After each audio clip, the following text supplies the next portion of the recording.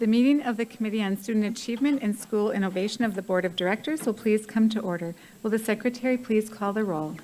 Director Carr has asked to be excused for tonight. Director Garcia. Present. Director Gokul Gandhi. Present. Director Leonard. Present. Chair Simpson. Present. We have 4 committee members present, and Director Peterson is also joining the committee. Welcome, President Peterson. The Chair will now ask the Secretary to lead us in the Pledge of Allegiance. The Chair invites any members of the audience who wish to participate to do so, and asks those who do not wish to participate, please remain silent during the pledge.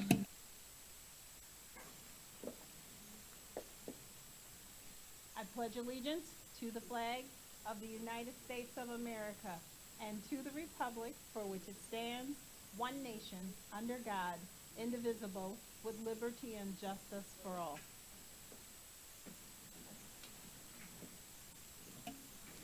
This meeting is being conducted in person from the Central Services Building. In order to allow as much public access and participation as possible, this meeting is also being broadcast via live stream on the MPS website and on the MPS YouTube stream, the links to which may be found on the MPS website on the broadcast page. Before we begin tonight's meeting, we have a short announcement regarding interpretation services for the Spanish-speaking members of our audience. Buenas tardes y bienvenidos a la Junta Escolar de las Escuelas Públicas de Milwaukee. Si desea escuchar esta reunión en español, por favor llame al 312-626-6799. Nuevamente, 312-626-6799. E introduzca el número de reunión 608-130-5362. Nuevamente, el número de reunión es 608-130-5362. Gracias. Thank you. For each of our items of business, we will hold a discussion and public hearing. Those who wished to speak on tonight's items were required to register to speak in advance at the start of the meeting. When you are called upon to speak, please state your name and spell your last name for the record. I ask those who are waiting to speak virtually to remain on the platform until you are called upon to speak. After a speaker's time is up, they may continue to follow the meeting at one of the broadcast options mentioned previously. For the sake of fairness and to give everyone a chance to speak, the Chair reserves the right to limit the length of time allowed to any one speaker. Written testimony will be accepted for transmittal to the Board. This testimony may be sent to the Office of Board Governance, P.O. Box 2181, Milwaukee, Wisconsin, 53201-2181, or fax to 414-475-8071, or email it to governance@milwaukee.k12.wi.us. Just as a reminder, Robert's Rules of Order dictates that all comments should be directed to the chair of the committee. Also, any questions or requests, including those from the public, committee members, or the administration, are to be directed to the chair, who will determine the most efficient way to address them. Please be respectful of the democratic process adhered to by the board. For the safety of all and to ensure the good order of the meeting, harassment or intimidation tactics of any kind will not be tolerated. Anyone persisting in disrupting this process will be asked to leave or will be escorted from the meeting and not allowed to return. Anyone rejected from the meeting may continue to listen to the meeting or access the agenda items online. Also, no one other than members of the board, designated staff, and those who have been invited to present or participate in items of business will be allowed on the stage before, during, or after meetings of the board and its committees. Also, for our listening audience, if you wish to access this evening's agenda items and attachments online, you may do so by visiting the meetings, agendas, and minutes page on the MPS website and choosing online agendas. Now let's begin. Madam Secretary, item 1. Item number 1 is action on a request to approve the MPS FY23 Head Start Federal Continuation Grant. The recommendation is that the board approve the submission of the FY23 Head Start Federal Continuation Grant application. Would the administration please present this item? Chair Simpson and members of the committee, we are requesting your approval to submit the 2023-2024 Head Start federal grant application. The grant is expected to be just over $1.5 million at this time. I will ask Chrissy Washington, Manager of Early Childhood Learning, who's with us, to walk through the item, and after which we'll be more than happy to answer any questions that you may have. Chrissy. Good evening, Chair Simpson and members of the committee. Approval for the submission of the 5-year continuation grant application allows the Head Start program the opportunity to continue to support the district's 3- and 4-year-old children's growth through the provision of services that address early learning and development, health, family, and well-being needs. Working on this 5-year grant involved considerable time by the Head Start staff creating 4 goals and planning innovative action steps responsive to programmatic needs. As such, the team reviewed and was guided by a number of data resources that reflected community needs as well as social, emotional, and academic needs of our students. The team remained focused on sustainable enrollment, maintaining the required adult-child ratio, professional development, and the addition of a practice-based coach, which is an essential component in supporting instructional staff. Some notable highlights from this grant application include the following: ensuring safe, healthy, and positive environments within Head Start classrooms involves the additional training for instructional staff on active supervision, its methods, and implementation. Increasing paraprofessional support to full day, thus allowing for the maintenance of the adult-child ratio for the entire day.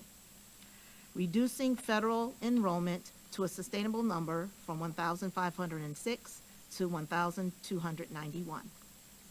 Establishing a pool of central Head Start staff assigned to assist solely within Head Start sites.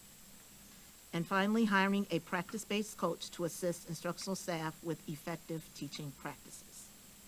The grant narrative and the draft of the budget narrative is provided. Both are aligned and the budget is balanced. The documents are also reviewed and approved by the Policy Council before being forwarded to the Office of Head Start on March 1st. This concludes the supporting information regarding the request to approve the submission of this application. If you have any questions at this time, I'll be more than happy to address them. Thank you. Thank you. Do committee members wish to make comments or ask questions? Director Gokul Gandhi. So a big part of this application is the reorganizing of Head Start sites. So I wanted to ask if you could walk us through sort of the theory behind how you picked and why you picked and what feedback was given through that process.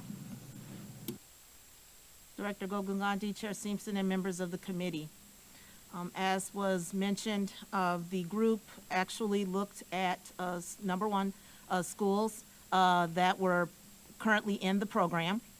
They also reviewed the community needs assessment, which was direct information from families, and took into consideration what they identified as being needs for this upcoming grant cycle. One being that they desire to have monolingual sites in Southside locations. So 2 additional sites that are being proposed for approval include that fact into consideration.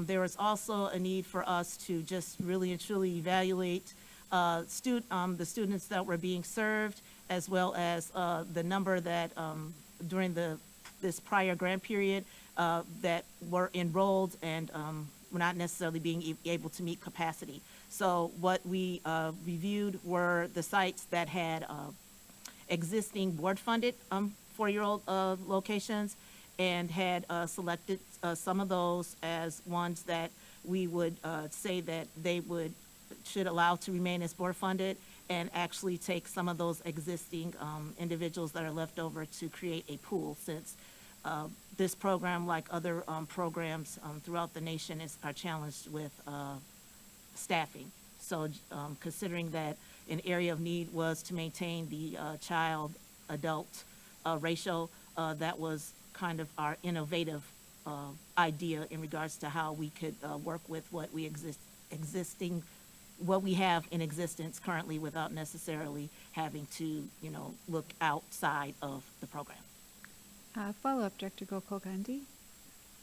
So kind of two follow-ups. One, would it be possible to get a copy of that community assessment? Yes, I will be sure to forward a copy of the community assessment. Okay, and can you tell me how many parents participated in that assessment?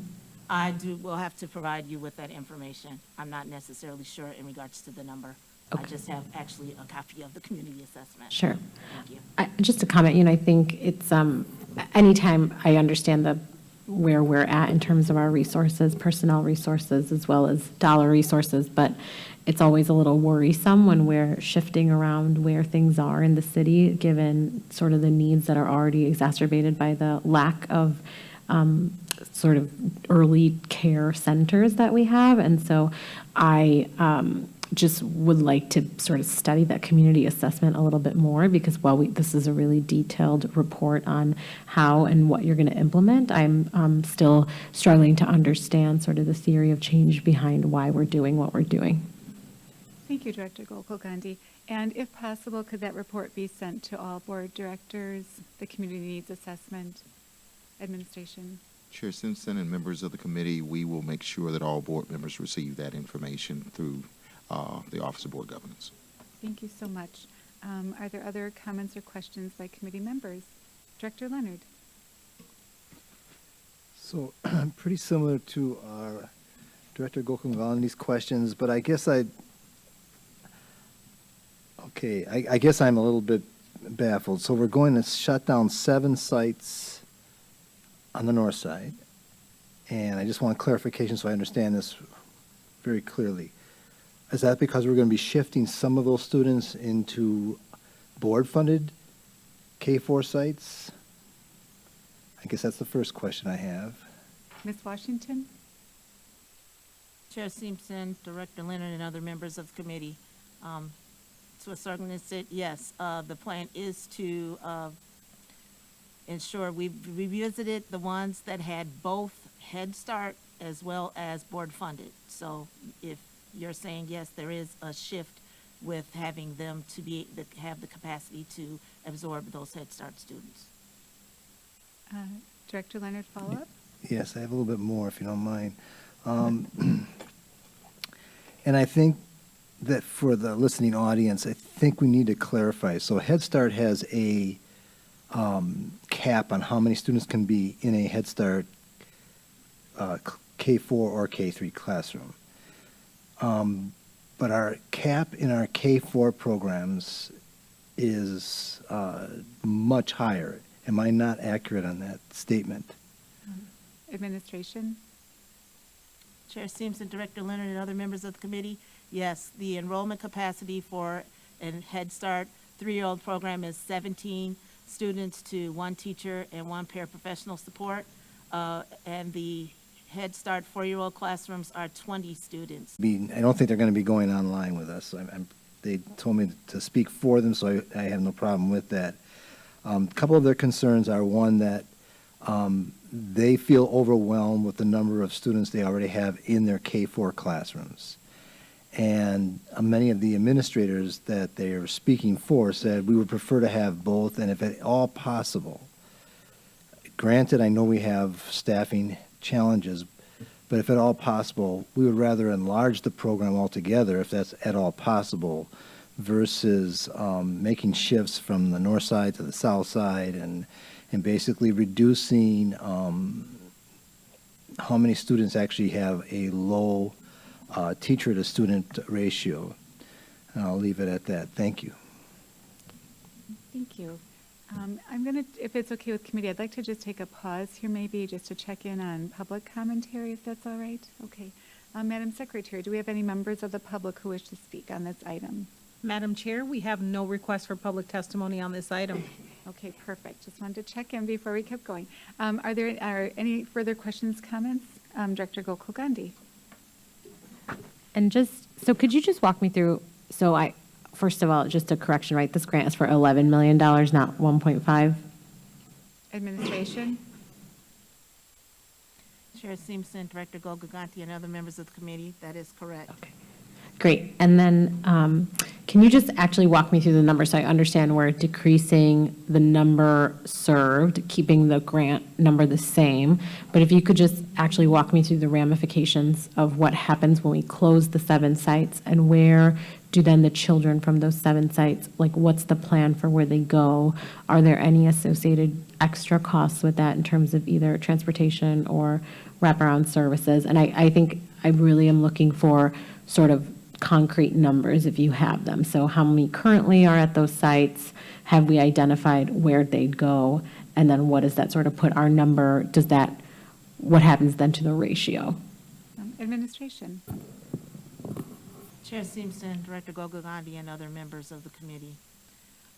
The proposed plan, first of all, takes into consideration that over the 5-year grant period, that the program did not meet its expected enrollment.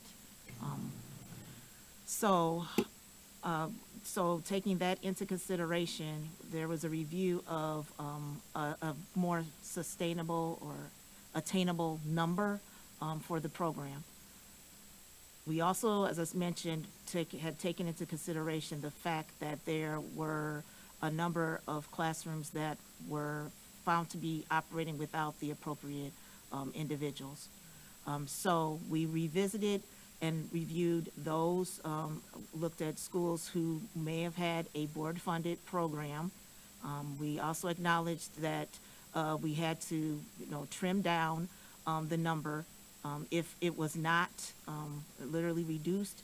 The federal government, if they made the decision to reduce the number, the funding decreased. So just being proactive and that, keeping that fact in mind, looked at, once again, being sure that we were able to identify a number that we thought that we'd be able to reach by Third Friday.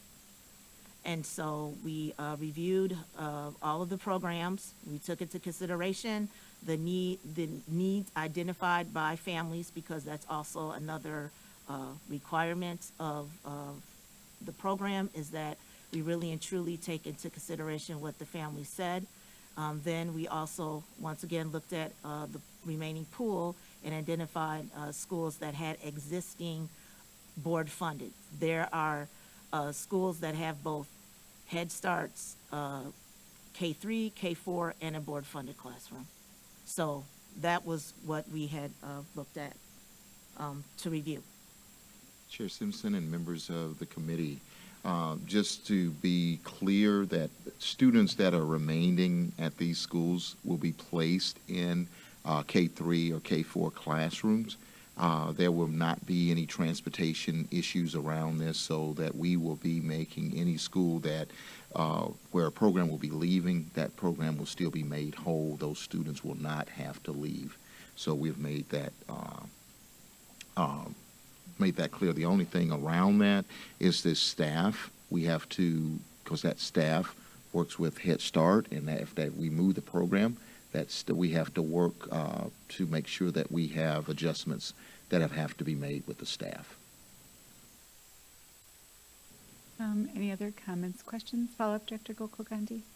Yep, just one last question. In this environment where we know that childcare centers are sort of tapped out, do you have a sense of where sort of the projected loss of 200 some students, like where are they going and why aren't they coming back to our programs?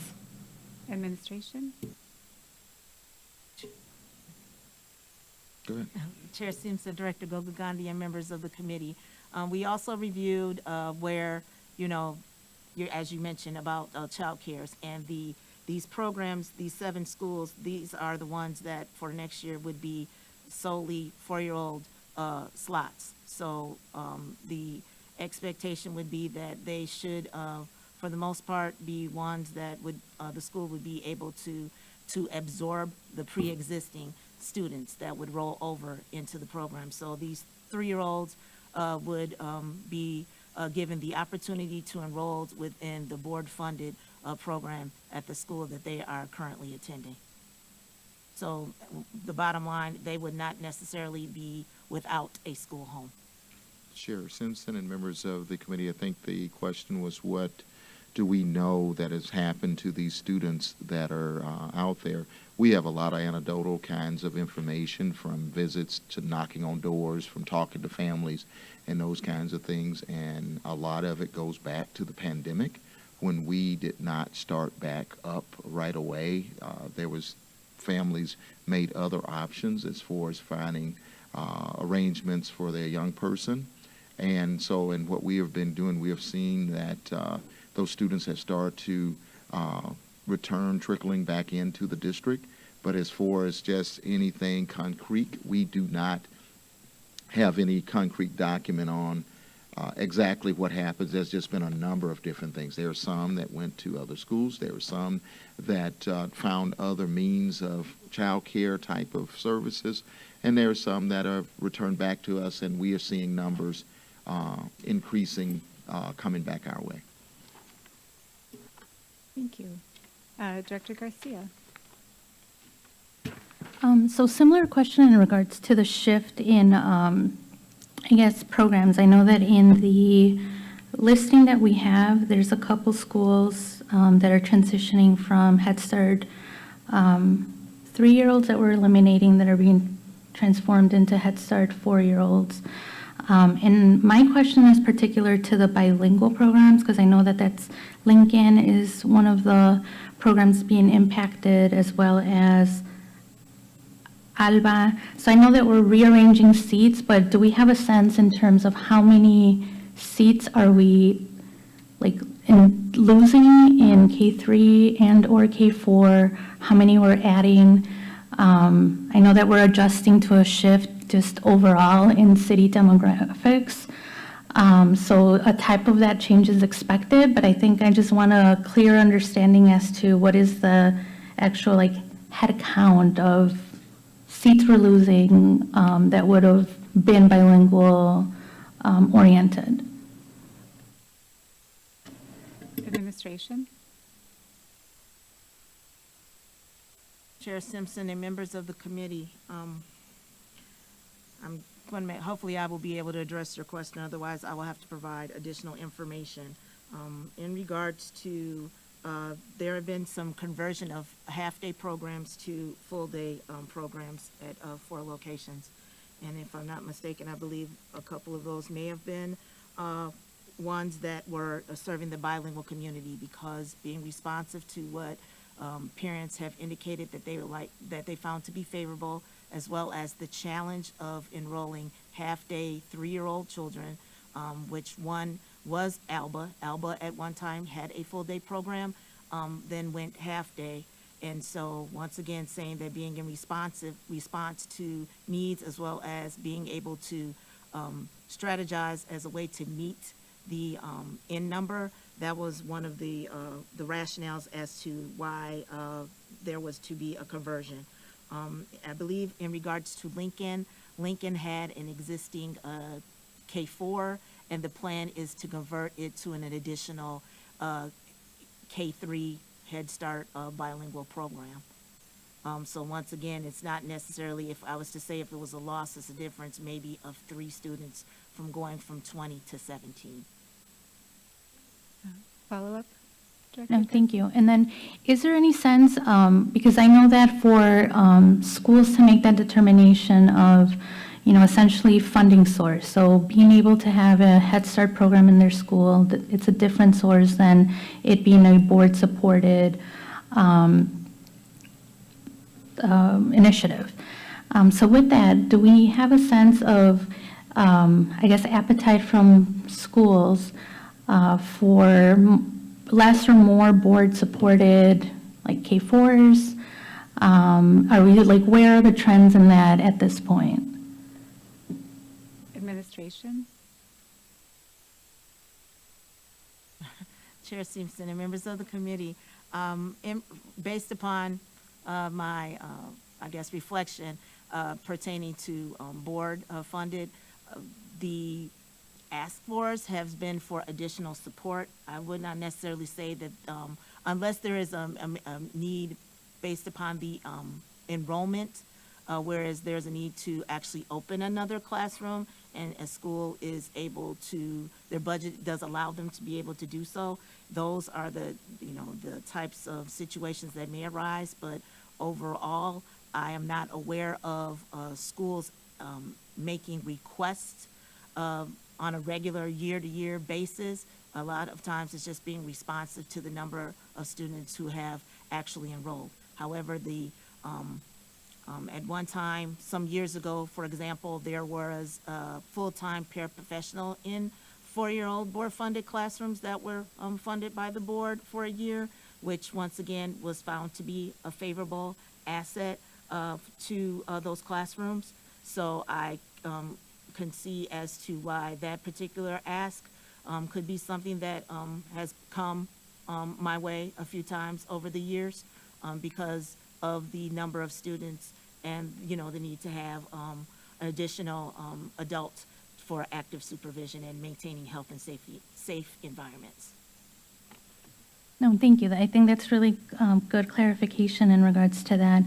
Because I know one of the questions that we continually get is that, ratio and the class student to teacher ratio. I know with the staff shortages that we're seeing, that has been a problem to ensure that we're maintaining that level of standard throughout. So it's good to hear this, because I know we're heading around the corner with budgeting, so, this is something for us to really, take, absorb, and maybe put into action. So thank you. I'd like to pass the gavel to Director Leonard, if that's possible. So noted. Thank you. Thank you. Yeah, so I have quite a few concerns about some of these shifts and, just feel like I need additional information. I think one, I'd like to see the community needs assessment, which I know we already asked for. I guess another thing I'd like to see is the enrollment numbers, say over the last 5 years for the K3 and K4 Head Start programs, just so we can take a look at that.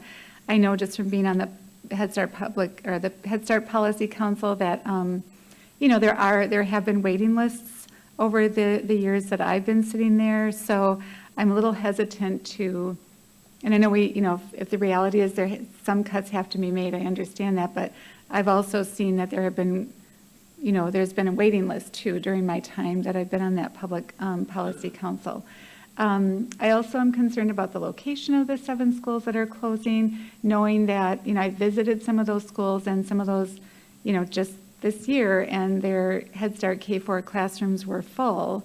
That's why I'd like to see more about the enrollment numbers, if possible, especially for those schools that are closing. And then, I worry about losing staff and families over a decision like this. The reality is that our Head Start K4 programs are different than the board-funded K4 programs. They provide different services sometimes, and families thinking, well, I'm signing up for, Head Start K4 at this school, only to find out that now I'm going to be offered a board-funded K4. I'm not sure those families will be satisfied with that answer. So, and I guess a question I do have is, when do we need to make a decision on this? Like, when is this due? Chair Simpson and other members of the committee, the application is due to the Office of Head Start by March 1st. Okay, so we're on a very tight timeline. Okay. And, I would like to also mention, once again, that the board as well as policy council approval is needed in regards to submitting this application. Yes, and the Head Start Policy Council meeting will be coming up next week, the 14th. Is it Valentine's Day that it's on? Yes, Director okay. Simpson and other members of the committee, that is correct. It is February 14th at 10:30. Great. So given all of that, I guess, feeling that I think the sense I'm hearing is, we would all like a little more information. I think I'd also like to be able to reach out to a few more school staff that I haven't heard from. I'd like to make a motion that I'd like to go back to further questioning. So Dr. Mann, I'm going to have to defer to you for a procedure here. If I make a motion to can we still have public comment after, or commentary after that? Madam Chair, yes, if you make a motion, the conversation can continue. Okay, so I guess I'd like to make a motion that we would move this forward to the full board without recommendation So at this noted. time. Right, and then, and so back to committee, if any other members wish to make comments or ask questions. Mr. Chair, will you be passing the gavel Oh. back to? You get the, it's okay. You have the gavel back. Thank So you. noted. Thank you. You know, it's sitting right here. I think I've got the power, you know? Sorry. All right. Director Gokul-Ganti. I just have a question on the, are we able to move forward, say we do just with the tight timeline, is it possible to take this piece out as consideration, or does the whole thing need to be submitted in order to secure the grant funds? Because if we can potentially pass it and, forward it without this, then we're, not bumping up against that tight timeline. Because everything else is fine. I think it's just this one piece that we all want a little bit more time on. Madam Chair, Yes. members of the committee, if the motion passes, the item would be considered at the regular board meeting yet this month. If the committee recommends the item for approval, the item would be considered at the board meeting at the end of this month. So the timeline is not affected by the motion that is on the table. Thank you, Madam Secretary. Yes, so the question, if we could can this move forward without closing or eliminating the Head Start K-4 classroom from those 7 schools? Administration. Chair Simpson and members of the committee, one thing I would say, the answer that I'm receiving here is that it wouldn't be a great idea to do it that way. I'm just wondering, can this item move forward to the full board without recommendation, and we the administration get together with whomever in the time frame, because I don't know if we're going to get an extension on the date. And so therefore, we have some days to get that information to each of you and to meet with whomever to try to get this moving forward, so that when we do meet at the full board, we are not working to try to have to come back to get it out and miss the timeline. So that's the only thing I worry about. Okay. Director Gokul-Ganti. Thank you. No further follow-up. Okay. All right, so that would be the motion then, to move this forward to the full board without recommendation. And then in the meantime, we have some pieces of information that we would like to receive as the board. I believe it was the enrollment numbers, the community needs assessment. I guess if there's any other information that would help to clarify. Director Garcia, sorry. So quick question. So part of that information that we're gathering, does like neighborhood or trends of like population growth included in that, or was that something that we would need to gather? Because I'm just thinking of, just realistically speaking, just anchoring what the trends are in like the next 5 years around those schools that were maybe or may not be closing.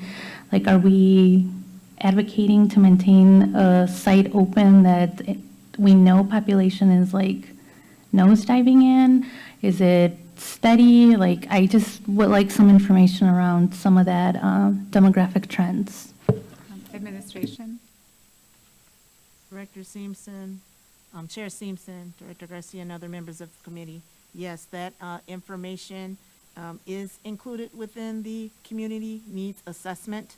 I was actually looking for a quote that substantiated the rationale for adding on to, program options that were in support of what the families identified as Southside locations wanting additional monolingual sites. And so there was actually a direct quote that I'll be sure with the information that is being forwarded onto you that you are made aware of. as you take into consideration the plan. Once again, there were a variety of sources that were reviewed, the community needs assessment, as well as the information pertaining from the community, the Milwaukee community, about child cares and where students are, and where we think they would be with during this upcoming 5-year period. Thank you. Thank you. That's it? I'm good. Okay.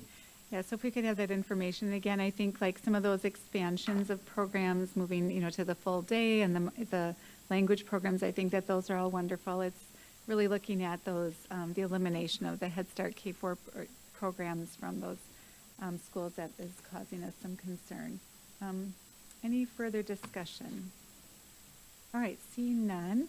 Thank you so much. Madam Secretary, next item, please. Oh, did we have to vote on our motion? We do.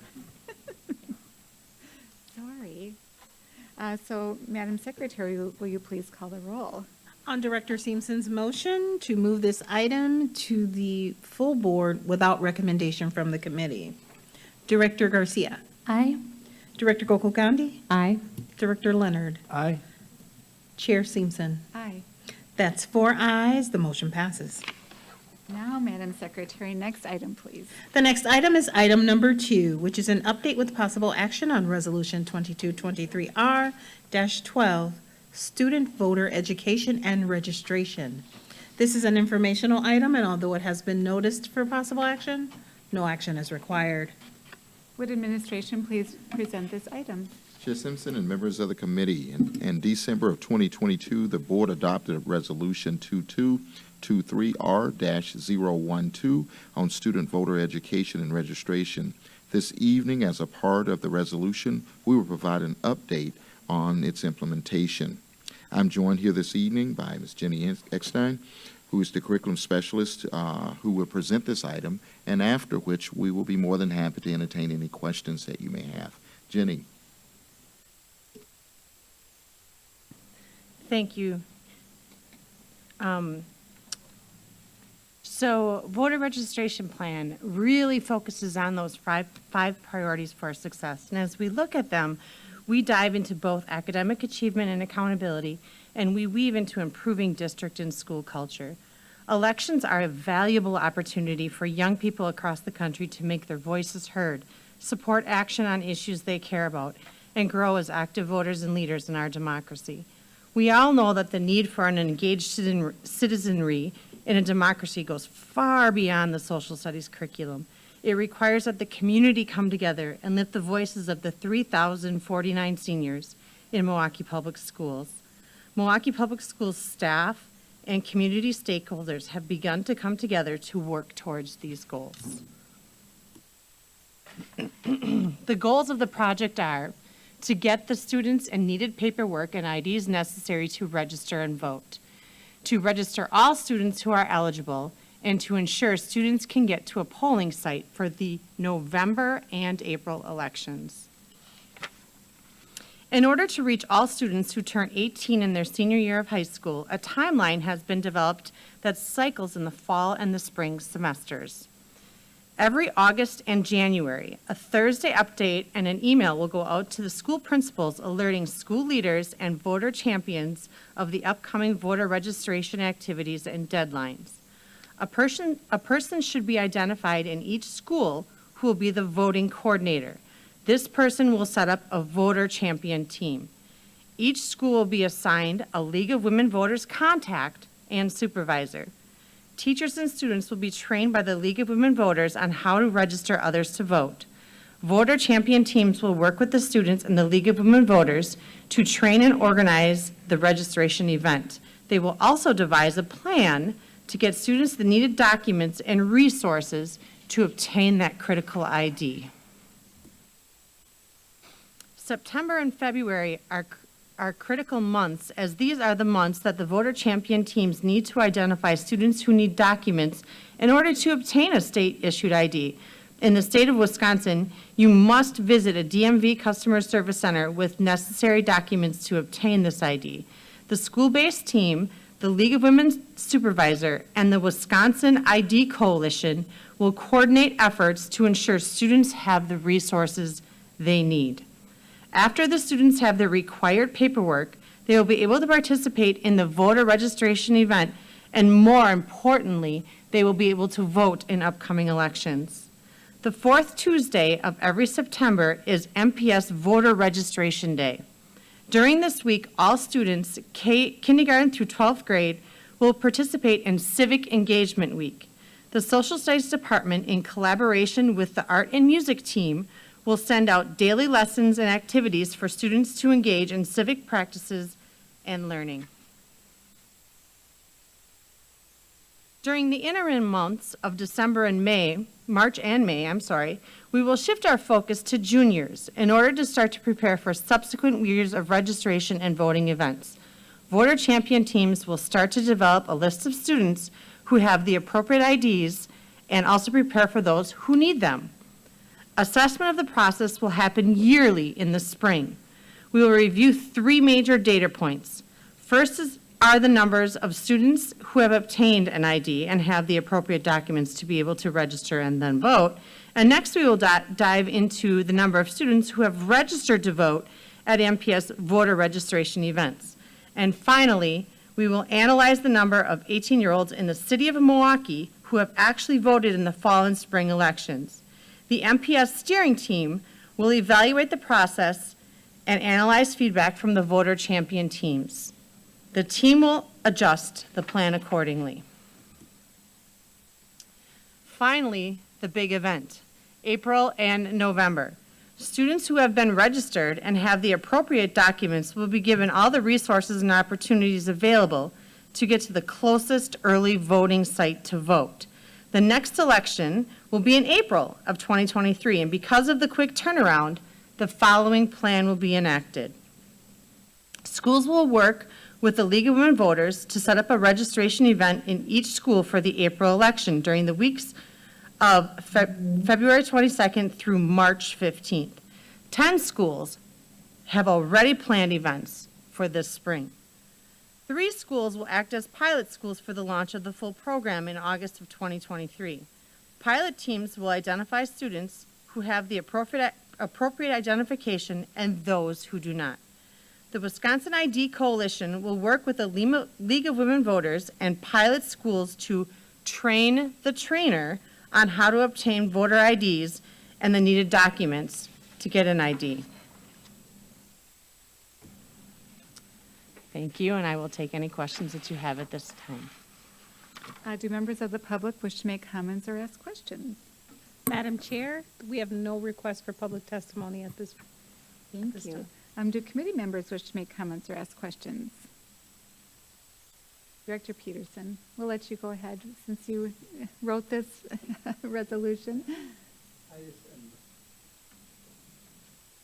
I'm very pleased with what the administration has done with this project, and it's exactly what I think Director Leonard and I thought was necessary, which is there's been very, let's say, in the past, people have done some good work around this, but it's been different school to school, it's been up and down, and what we're trying to do here, and I think the leadership for the social studies specialist has really indicated that we're going to institutionalize it in a positive way, in the sense that every year we'll tweak it and it will get better.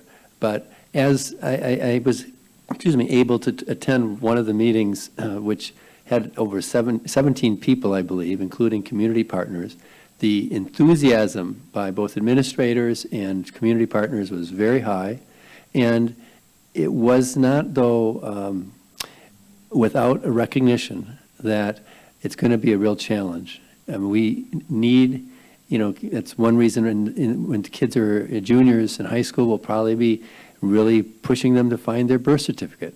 It has to be a certified birth certificate. And, that's just one step to getting to get to vote, because then you have to get yourself to the DMV to actually get the Wisconsin identification card.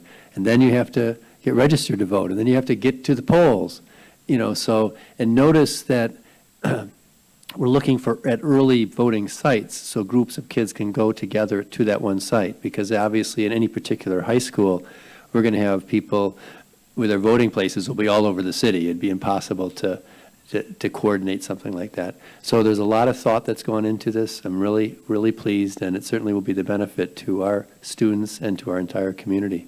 So thank you. Thank you, President Peterson. Any other committee members wish to make comments? Director Leonard. I don't have to, yes, I would totally agree. It's such a solid, clear plan. And Ms. Eckstein, I see your passion, and that makes me feel all the more assured that you have the energy needed to make this really come to full fruition. So thank you very much. Truly appreciate this. Thank you. Anyone else? Nope. All right. Yeah, thank you very much for the presentation, and what an exciting opportunity for our students to have in our schools, and just can't wait to see this moving forward in the coming years. So thank you for the report. Thank you for the resolution. Any further discussion? Seeing none. Madam Secretary, next item, please. The next item is item number 3, which is a report with possible action on the Regional Showcase Citywide Region. This is an informational item, and although it has been noticed for possible action, no action is required. Would the administration please present this item? Chair Simpson and members of the committee, it gives me great pleasure this evening to introduce our regional showcase. I have with me Ms. Janelle Hawkins, Senior Director of the Citywide Region, and Principal Alvarado from Alcott Elementary School to present. We look forward to your feedback after the presentation, and with no further ado, I will turn it over to Janelle. Janelle? Good evening, Chair Simpson, Dr. Posley, members of the board. My name is Janelle Hawkins. I serve as the Senior Director of the Citywide Region. Tonight, I would like to showcase the hard work, the talents, the growth to date, and the opportunities for improvement in the Citywide Region. I will spotlight one of my elementary school principals, Ms. Marisol Alvarado, principal of Alcott Elementary School. She also has a special guest with her, Mr.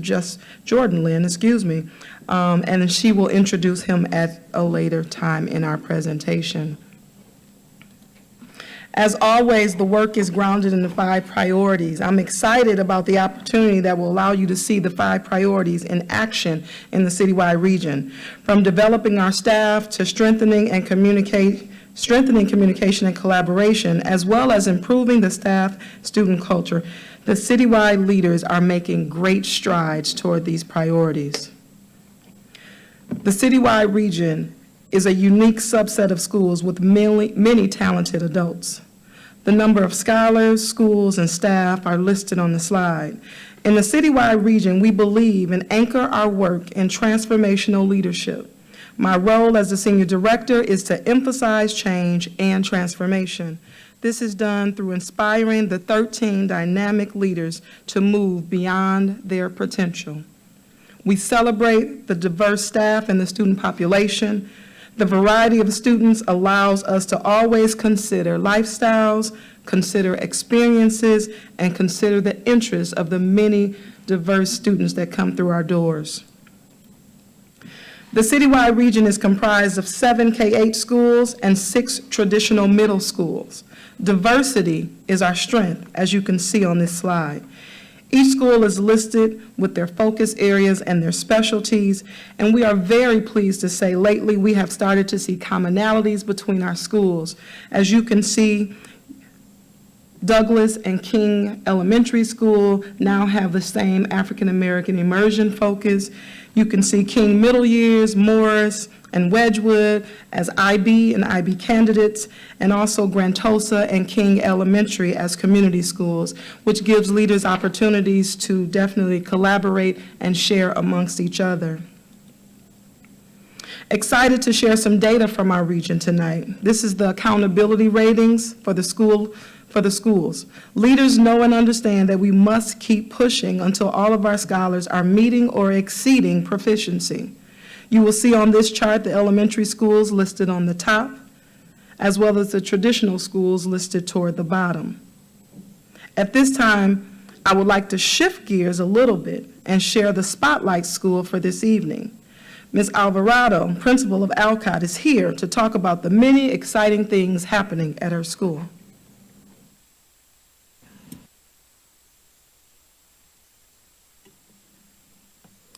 Good evening, Chair Simpson, Dr. Posley, and members of the board. My name is Marisol Alvarado, principal of Alcott School. I have been at Alcott for 9 years.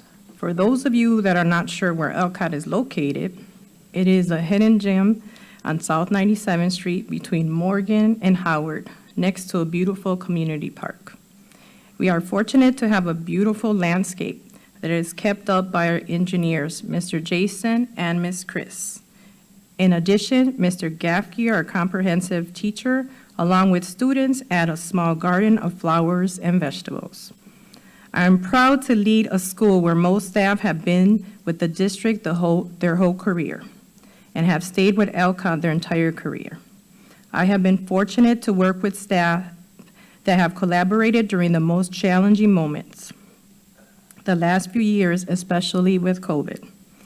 My staff have stepped up when their colleagues were out sick, when parents needed the extra support, when their colleagues needed an ear or a shoulder to cry on, when their principal needed a moment. Sometimes I have to stop and realize how blessed I am to not do this meaningful work for our students alone. My colleagues know that it can be lonely as an administrator, especially when being the only administrator. I have also been fortunate to have amazing and supportive former regionals in the Southwest and now citywide. They didn't tell me to say that. I have grown a lot professionally and personally in the last 9 years. Now I will talk a little bit about Alcott's data. We are working hard to create successful and well-rounded students. The way we do this is by analyzing our data and making the necessary adjustments. Currently, we are moving towards our attendance goal of 87.9 with 89.3. We've had a small decrease in attendance the last few weeks, but we are working with our students and parents to have all our students in school as much as possible. Previously, September through December, we had 90% or higher attendance. Some of the strategies we have implemented to improve attendance are calling homes, checking in with students, home visits from the social worker, and a school-wide PBIS attendance challenge. Alcott School knows how important it is for all students to be in school every day. So we use a variety of interventions and alternative strategies before suspending a student unless it is a safety issue or CO incident. Not only do we use interventions to help with students' behavior, we also have a strong system in place that is used with fidelity for Tier 2 and Tier 3 academic interventions. Academic interventions include the use of iReady, computer-based intervention, teacher-led small groups, and having a reading intervention teacher. Alcott is proud to say that in the citywide region, we are the regional champs in iReady. We have had the highest percentage of student usage with fidelity these last 3 months. We repeatedly had the highest percentage of student usage with fidelity last year during the iReady challenge in the Southwest region, many times. We have been given our trophy and intend to keep it for the rest of the year. We are pleased that not only did we meet our projected number of 247 students this school year, but we exceeded that number by more than 20 students. We have worked hard in maintaining our current students and recruiting new families. Some of the strategies we've used to increase our enrollment are phone calls home, surveys, canvassing, and posting enrollment information on our school website. We also celebrate at Alcott our diversity. There has been an increase in diversity in our school in the last 3 years. Alcott celebrates diversity within our daily lessons and have also celebrated Hispanic Heritage Month, Black History Month, and Native American. This year we added Dia de los Muertos in October. Of course, we will continue to add and celebrate more cultures. Although Elcott does not have the formal label of being an art school, the school climate is indeed influenced by all aspects of art, performance, and visual. We presently have an after-school arts program where students from 4th and 5th grades are given the opportunity to enrich their arts experience by learning to use different types of medium and techniques. Annually, Elcott students get the opportunity to enrich their performance and public speaking skills by participating in Elcott Idol. Students go through an audition process and work alongside Elcott staff members in order to perfect their performances. Then at the end of May, Elcott Idol is showcased for parents, staff, and students. Elcott students often receive accolades for public speaking and visual arts. Oftentimes, our students are encouraged to participate in Milwaukee's annual Dr. Martin Luther King speech and art contest. Prior to the contest, students receive individual coaching that model accomplished public speaking skills. Typically, when Elcott students enter the King Speech Contest, they are recognized by winning first, second, or third place. The same holds true for the art contest. We would like to become an MPS Arts specialty school in the near future. We are also blessed to have a partnership with the Good News Club, where it's organized by adults from a nearby church. Parents can choose to sign up their child up to attend Thursdays after school. This year, there has been an increase in student enrollment. So, curriculum led by social workers. Our social worker, Jessica Dursky, is simply an outstanding social worker. She is always willing to help where needed. She has great relationships with our students, their families, and staff. In addition to building strong relationships with our staff students, she goes into classrooms.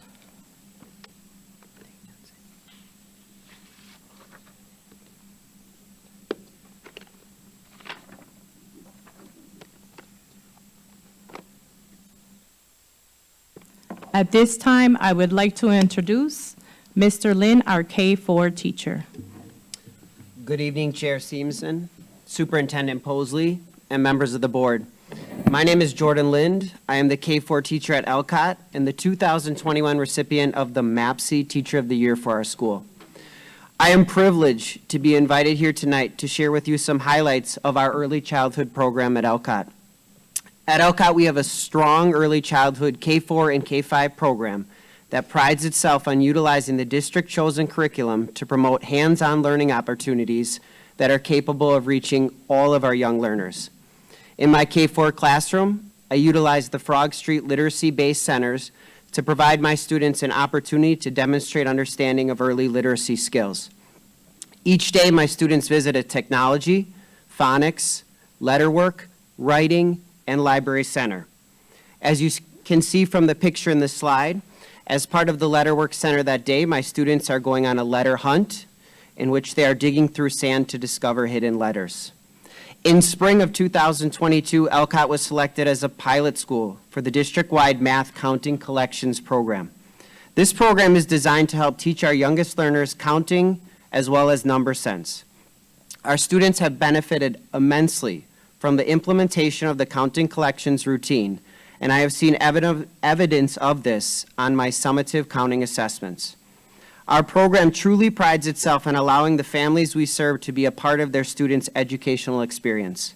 Each month, a family project is sent home in an effort to encourage parents to work with their students to create something unique and personal to them. These are displayed in the halls of the kindergarten wing and serve as a conversation piece for all who walk by. Our program also seeks family input to help create an environment where all parties are recognized and heard from. At the end of each school year, I send home a parent survey. I use the information collected on the surveys to help improve my own teaching practices and ensure our program is always working to meet the needs of the families we serve. Mr. Lin gives 110% regardless of the day or time. He motivates and pushes my child to become better in all facets of life. He is patient, intelligent, and innovative. He is one of my favorites, better yet, my favorite at Elcott. This quote was pulled from a parent survey, and its words always serve as a reminder to me of the type of impact one can have teaching at Elcott Elementary. I look forward to continuing to teach, but also advancing my career with Milwaukee Public Schools in an effort to impact more than just the students I serve inside my very own classroom. And with that, I'm going to pass it back to Ms. Hawkins. Thank you. Thank you, Mr. Lynn. Again, Chair Simpson, members of the board, want to just say, if you ever want to see a K-4 classroom in action that is just phenomenal, please go visit Mr. Lynn. It is something nice to see. So if he gets a lot of phone calls and visitors, it's my fault. I just want to lastly just share some opportunities for growth in our region. We've done a lot this year in terms of looking at goals and setting benchmarks and really trying to make sure that we are increasing toward the district goals. And so when Ms.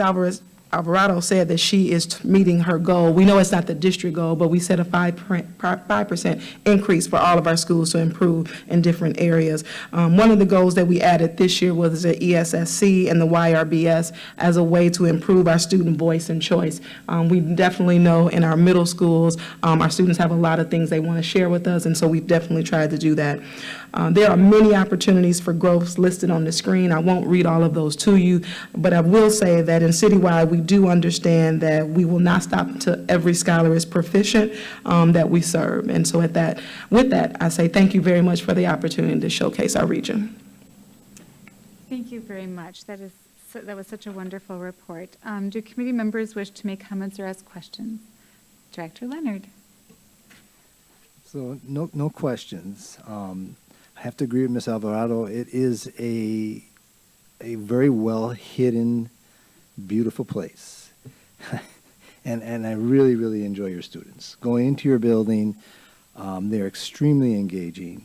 I went into every middle school classroom, I don't know, had been in October, I believe. And I didn't leave for, I think, I have to say over 2 hours. All right, lots of questions, extremely on top of things.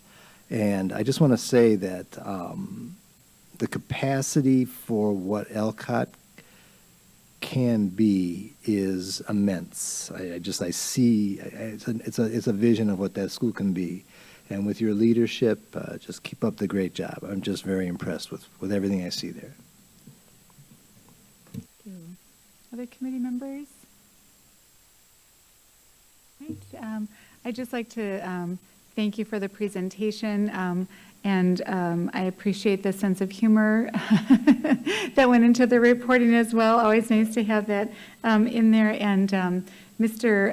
Lind, I loved hearing about the work that you're doing, the parent survey. What a powerful way to reach out to your parents and get that feedback for continual growth as an educator. And just want to encourage you to please stay in MPS and stick with us and continue your career here. That was really wonderful to hear. So, Madam Secretary, do any members of the public wish to make comments? Madam Chair, we have no request for public testimony on this item. All righty. Any further discussion? Seeing none, thank you again for your time and your report. Yep, a round of applause for sure. Madam Secretary, next item, please. The next item is item number 4, which is a report with possible action regarding the 53206 initiative. This is an informational item, and although it has been noticed for possible action, no action is required. Would the administration please present this item? Chair Simpson and members of the committee, this evening we are prepared to share an update on the work associated with the 53206 initiative.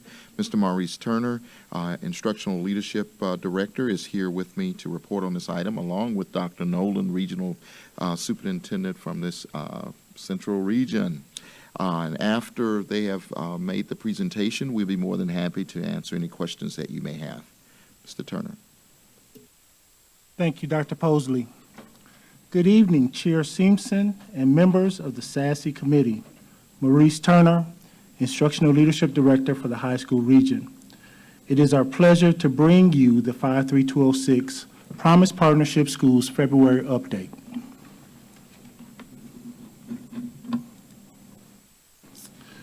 The update this evening is in alignment with the district's 5 priorities for success. In our update this evening, you will see how the work is embedded in 4 of the 5 priorities. 1, increasing academic achievement. 2, improving district and school culture. 3, developing of our staff, and 4, strengthening communication and collaboration. On slide 3, you see the demographics for the 53206 schools since October. The number of students enrolled has increased by 185 students since our last update, increasing from 1,828 to 2013. You also see that our economically disadvantaged numbers have increased by 4.7%. And lastly, you'll see that the English language learners as well as the students with disability numbers have remained the same. Initiative actions since our last update. We are excited about the hiring of a new 53206 school coordinator, Ms. Sasha Waters. Ms. Waters comes to us with a very robust resume and is a welcome addition to the team. She has worked with a number of community-based organizations serving young people. Ms. Waters has hit the ground running working with our schools. Next highlight. In November of 2022, as the board knows, Senior Director Janelle Hawkins and Principal Zerda Palmer presented the plan for Andrew S. Douglas becoming an African-American immersion school based on board resolution back in January 2021. On Wednesday, December 14th, 2022, a community conversation was held at North Division High School. The conversation was on addressing reckless driving at dismissal time and the real threat it poses to students at dismissal. In attendance at the meeting were representatives from the North Division neighborhood, parents, the Milwaukee Health Department, the City Attorney's Office. Alderman Russell Stamper was in attendance. School Board Director Carr and Dr. Mann were in attendance. A host of North community partners were present, as well as members from the District 3 Police Department. The group engaged in vigorous discussion around how they could collectively address the concerns of reckless driving. As a result of this meeting, here are action steps being explored by the group. 1, polling neighborhood residents concerning installation of speed bumps around the North Division High School to mitigate reckless driving. 2, collaborating with the Alderman's office on educational opportunities for students, looking at the dangers of engaging in reckless driving behaviors and the negative impacts it has on the lives of young people, their families, and its victims. We also considered the reinstating of a traffic enforcement presence on Center Street in front of North at dismissal time, potentially adding speed monitoring devices near the school to remind drivers that the thoroughway in front of North Division is a school zone and posted speed limits in that school zone must be followed and adhered to. Then lastly, establishing open lines of communication and continuing the community conversations on an ongoing basis to address safety concerns in the North Division community. Slides 5 and 6. During the June 2022 SASE update, a draft of the Promise Partnership Schools cohort performance measures was shared with the committee. We were tasked to provide the committee data points relative to the performance measures once the data was available to share publicly. The charts on this slide represent the STAR performance measures and the Wisconsin Student Assessment System, the WSAS performance measures. The overall growth goal for these assessments is 5% over the benchmark which was set in the spring of 2022. The STAR performance measures consist of early literacy, reading, and mathematics. Currently, we have exceeded the goal with early literacy. We've made a slight growth with reading and are holding steady with mathematics. Relative to the WSAS performance measures, which consist of English language arts, mathematics, science, social studies, and the ACT, the benchmark has been set with the performance from the 2022 administration. We will share actual performance data in the spring of 2023.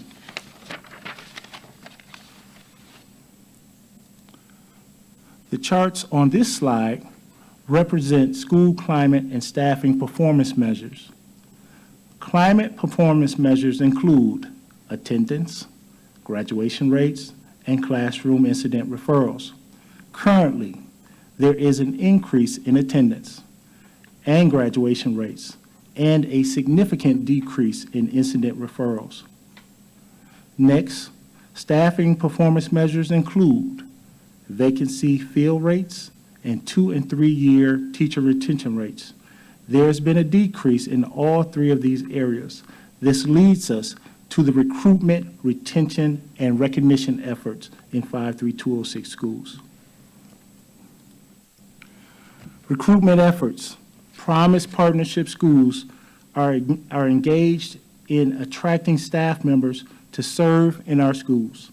As of January 10th, 2023, we currently have 12 teacher vacancies in 53206 schools. To address staffing needs in our schools, school leaders continue to meet with Human Resources monthly regarding staffing. 53206 schools and leaders participate in all recruitment fairs sponsored by HR on an ongoing basis throughout the school year. Coming soon, the second annual 53206 Our Lights Are On event is scheduled for February 22nd at Andrew S. Douglas Middle School from 5:30 to 7:30 p.m. This event will showcase Promise Partnership schools and their educational programs in the zip code. It would also provide parents and guardians an opportunity to explore these schools and enroll their students. But we are also excited about recruiting staff for employment in our schools as well, and all of Milwaukee Public Schools. As a special bonus, COVID and flu vaccinations will be available for children and adults at the event through the Health Connections organization. I have flyers for the event that I will leave with the committee at the end of our update. To date, 17 teachers have been hired and serve in 53206 schools. Retention efforts.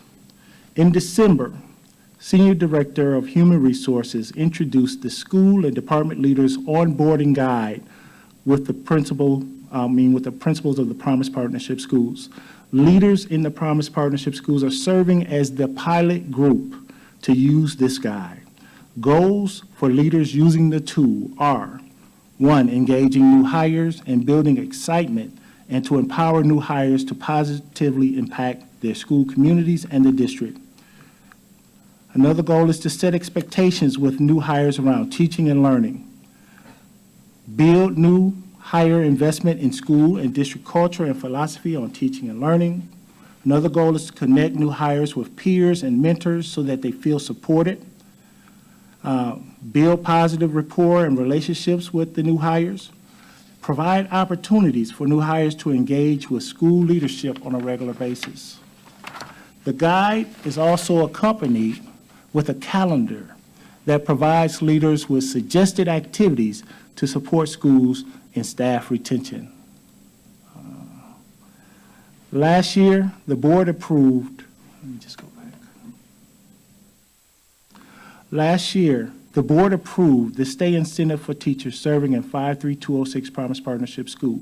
The stay incentive will be promoted during the hiring cycles in the district. As previously stated in the presentation, 17 new teachers have been hired this school year. To date, 7 of the 17 newly hired teachers in 53206 schools have signed the state incentive commitment agreement. Recognition efforts. We know how important it is for our staff to see that their organization values them as well as their contributions to the success of their school teams and the organization. When employees feel valued, they are more engaged, motivated, and likely to go the extra mile for the organization. As a cohort of schools in 53206, we have embraced this approach as it relates to all of our staff members, from the engineer to the cook, secretary, paraprofessional, and classroom teacher. The guide provides leaders with a calendar, as I mentioned earlier, to support and recognize staff throughout the school year. Focus on identifying positive behaviors not just in students, but also in staff members. At this time, Chair Simpson and members of the SASE Committee, this concludes our presentation, and we will entertain questions at this time. Thank you for that presentation. Do committee members wish to make comments or ask questions? Director Leonard. So I'm not sure, when I see 17 teachers hired for the 53206, compared to last year, that is and I can't remember the numbers, but that seems to be a significant increase. Am I correct in that? Mr. Turner? Chair Simpson, Director Leonard, and members of the committee, that is a correct assumption, yes. Very good, very good. Thank Follow-up, you. Director Leonard? No, that's good. Director Gokul Gandhi? Can you talk a little bit about what we're doing to support educators to move the needle on our reading the 1.8% proficiency that was listed on slide 5? I'm sure that's not just a concern for me. I'm sure it's a concern for you and for our families and our students. And so I think I'd like to hear what we're doing to make sure we're going to get that up next year. Administration? Chair Simpson and members of the committee, I am Carletta Nolan, Regional Superintendent for the Central Region. We are aware that we have quite a bit of work to do surrounding our academics with this cohort of schools. As such, we have begun to work with not only our teachers, but our leaders as well. Each week, both principals and teachers are provided with professional development during the day to support the understanding and capacity building in order to provide high-quality instruction around literacy. In addition to that, they are using high-quality instructional materials. We know that we spend a lot of time focusing in on the interventions, but we are really focused in making sure that there is a strong understanding of the standards related to the core instruction of literacy. And as such, we also have put in supports for small group instruction during that literacy block for our students. We have tutoring. We are in the process of developing a program to support.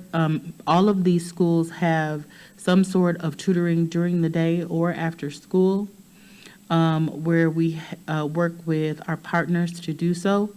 We're also making sure, one of the things that we recognize is that we did have quite a few vacancies and teachers that were not fully licensed supporting instruction. And we know that in order to move the needle on student achievement, that we must have qualified teachers in order to do so, which is why we are really pushing hard to make sure that we have a licensed person in each of the classrooms teaching our students. In addition to that, we are focusing in on making sure that all of our, that each of the schools is supported from not only the academics, but the social-emotional aspect as well, including their families in the process. So we are really truly working to make sure that we meet our established goals, as indicated here with our performance measures by the end of the year, and to continue to grow each and every year thereafter. Follow-up, Director Gokul Gandhi. No? I saw from Office of Accountability and Efficiency, I saw Mr. Chasen raise his hand. Thank you, Chair Simpson. Matt Chasen, Office of Accountability and Efficiency. I do want to acknowledge and recognize the 53206 team. Mr. Turner had mentioned they brought forward nearly 24 quantifiable performance measures via a promise scorecard for this region, and the follow-through this evening on the actual targets that you have, the progress to date, is real transparency, and I just want to recognize that in your work. Thank you. Thank you, Mr. Chasen. Director Garcia. Very similar question that Director Gokul Gandhi asked. I know that we have a lot of work ahead of us to increase reading and math. We're seeing very significant change in early literacy. So I'm just wondering, what have we been doing that's working to at least move early literacy forward? So I just want to spend some time to give some shout outs if needed, or like, what is working? Dr. Noland? Chair Simpson, members of the committee, you see that there has been significant growth with our early literacy. We have been really focusing in on the early literacy phonics component with our students. We're ensuring that these classrooms also are participating in the weekly professional learning that we have established for all of these classroom teachers. What's unique about this is that they are able to meet with peers from other schools across the region to be able to have these collaborative conversations in order to move the needle on early literacy. In addition to that, we're working very hard with, some of these schools have Head Start, and so that has been a help. And some of them also have board-funded K, programs. I just think that the early literacy component with this, when you say shout out, that department has really been of great support to the schools in making sure that we are seeing the needle. I'd also like to give a shout out to our regional team from CNI and our SPCs who have been working extremely hard to make sure that the gains that we're seeing with our early literacy, that we're seeing them across the board as well. Chair Simpson and members of the committee, one of the other things that I will say is that in the early literacy piece, they're using the Frog Street curriculum. And we are also working with child care facilities, with students that's coming in, with families that we are meeting, and doing everything that we possibly can to make sure that we get literacy out there early and students are getting that rich literacy curriculum before they even enter the school doors. So trying to make sure that we educate our community, starting early, working with community agencies, and so when they come to our schools, they are ready to just plug right into the curriculum because it's the same curriculum that is being used on a daily basis in MPS. Thank you. Director Garcia, follow-up? Not on that, thank you, but I did have a question in regards to just going back to specifically reading and math. We know that that's going to be a game for long term, and we are seeing that, right now we're benchmarking and having initiatives that have to do with, spring.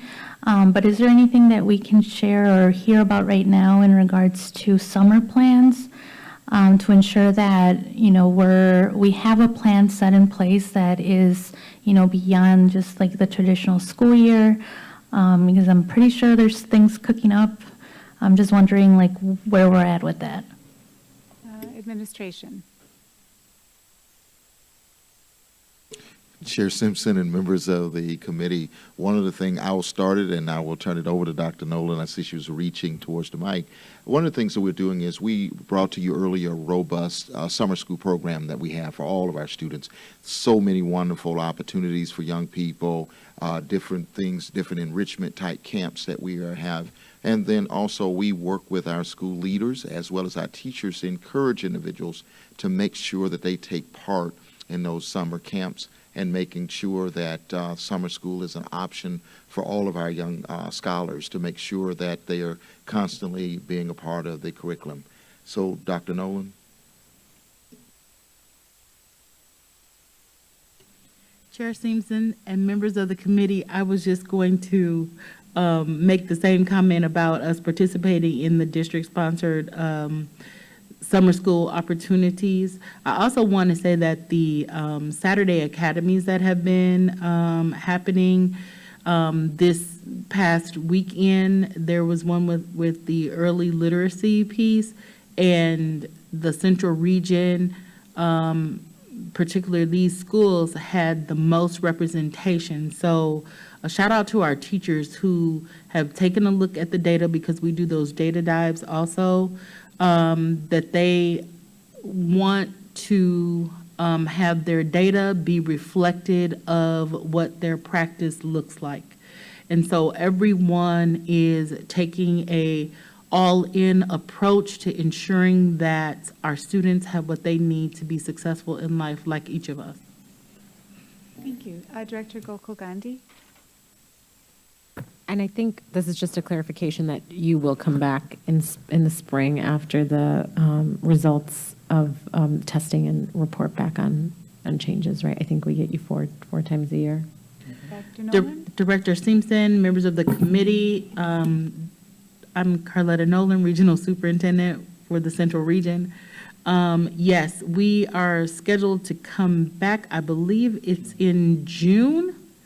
I'm not sure that we will have all of the data, but we will have enough data to give you a report on our year end with some of the points you see here. Great, looking forward to that. Any follow-up? No? All right. Madam Secretary, do members of the public wish to make comments? Madam Chair, we have no request for public testimony on this item. All right, back to committee, and I see President Peterson raising his hand. President Peterson. Thank you. Very, very thorough report. I want to thank the administration. I'm curious of two things. One is, could you remind us what the stay incentive commitment is? And then in a second, could you tell us about some of the tutoring partners you mentioned that you have in the region, like the organizations or names of the companies, and what it really looks like? Great. Administration. Chair Simpson, members of the SASE Committee, and President Peterson. Maurice Turner, Instructional Leadership Director for the High School Region. The stay incentive is $1,500 a year for those individuals that sign that agreement that are newly hired. And then with your second question. Tutoring. Tutoring. We have a strong partnership with organizations like the Boys and Girls Club, who provides after-school tutoring. We have Heart Love Place that supports kind of the middle and high schools with tutoring opportunities. And those are two that just kind of stand out to me. There's a host of others. We can provide you with a list of those Thank you. I'd like that. organizations. That would be helpful. Thank you. Any follow-up? Any other comments from members of the board? No? All right, thank you for that presentation. Always nice to get updates from the 53206 region, and nice to see some of the wonderful things taking place there. Madam Secretary, next item, please. The next item is item number 5, which is a report with possible action on the Black Lives Matter Week campaign and planning for the 22-23 school year. This is an informational item, and although it has been noticed for possible action, no action is required. Would administration please present this item? Chair Simpson and members of the committee, this evening we are prepared to present our quarterly report pertaining to Black Lives Matter Week of Action campaign. I have with me co-chairs, Ms. Felice Bill, Instructional Leadership Director, and Dr. Tony Deakins, Regional Superintendent. And following their report, we'll be more than happy to answer any questions that you may have. Would Ms. Bill. Oh, it's on. I'm sorry. Chair Simpson and members of the committee, my name is Felice Bill, Instructional Leadership Director for Central Region.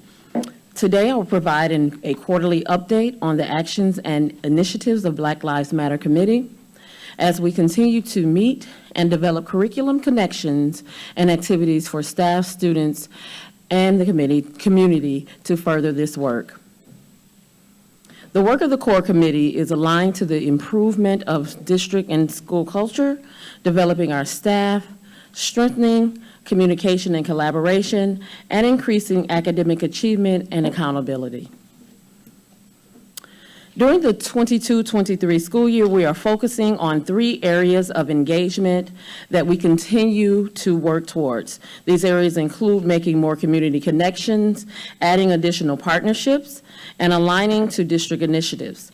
Our focus this school year is to provide schools with the information needed to extend learning through the monthly activities and the learning opportunities in the community. We continue to focus on the 2023 Black Lives Matter mission and theme. The mission states that Milwaukee Public Schools Black Lives Matter aims to decrease the racial and social disparities by activating our voice, sparking action in our steps, ensuring equitable practices exist, and uniting humanity for a better tomorrow. Our theme, a lifetime of practice with power in our voice and action in our steps. We're delighted to highlight this student. Along with MTEA, the Black Lives Matter t-shirt contest was shared with schools to engage students in the creation of this year's Black Lives Matter logo, focusing on the theme, a lifetime of practice with power in our voice and action in our steps. We are happy to announce that this year's Black Lives Matter t-shirt logo winner is Brenda Robbins, a 7th grader at Roosevelt Middle School. Brenda's logo is the design on the paraphernalia for all Black Lives Matter this school year, as well as any of the media outlets that we utilize.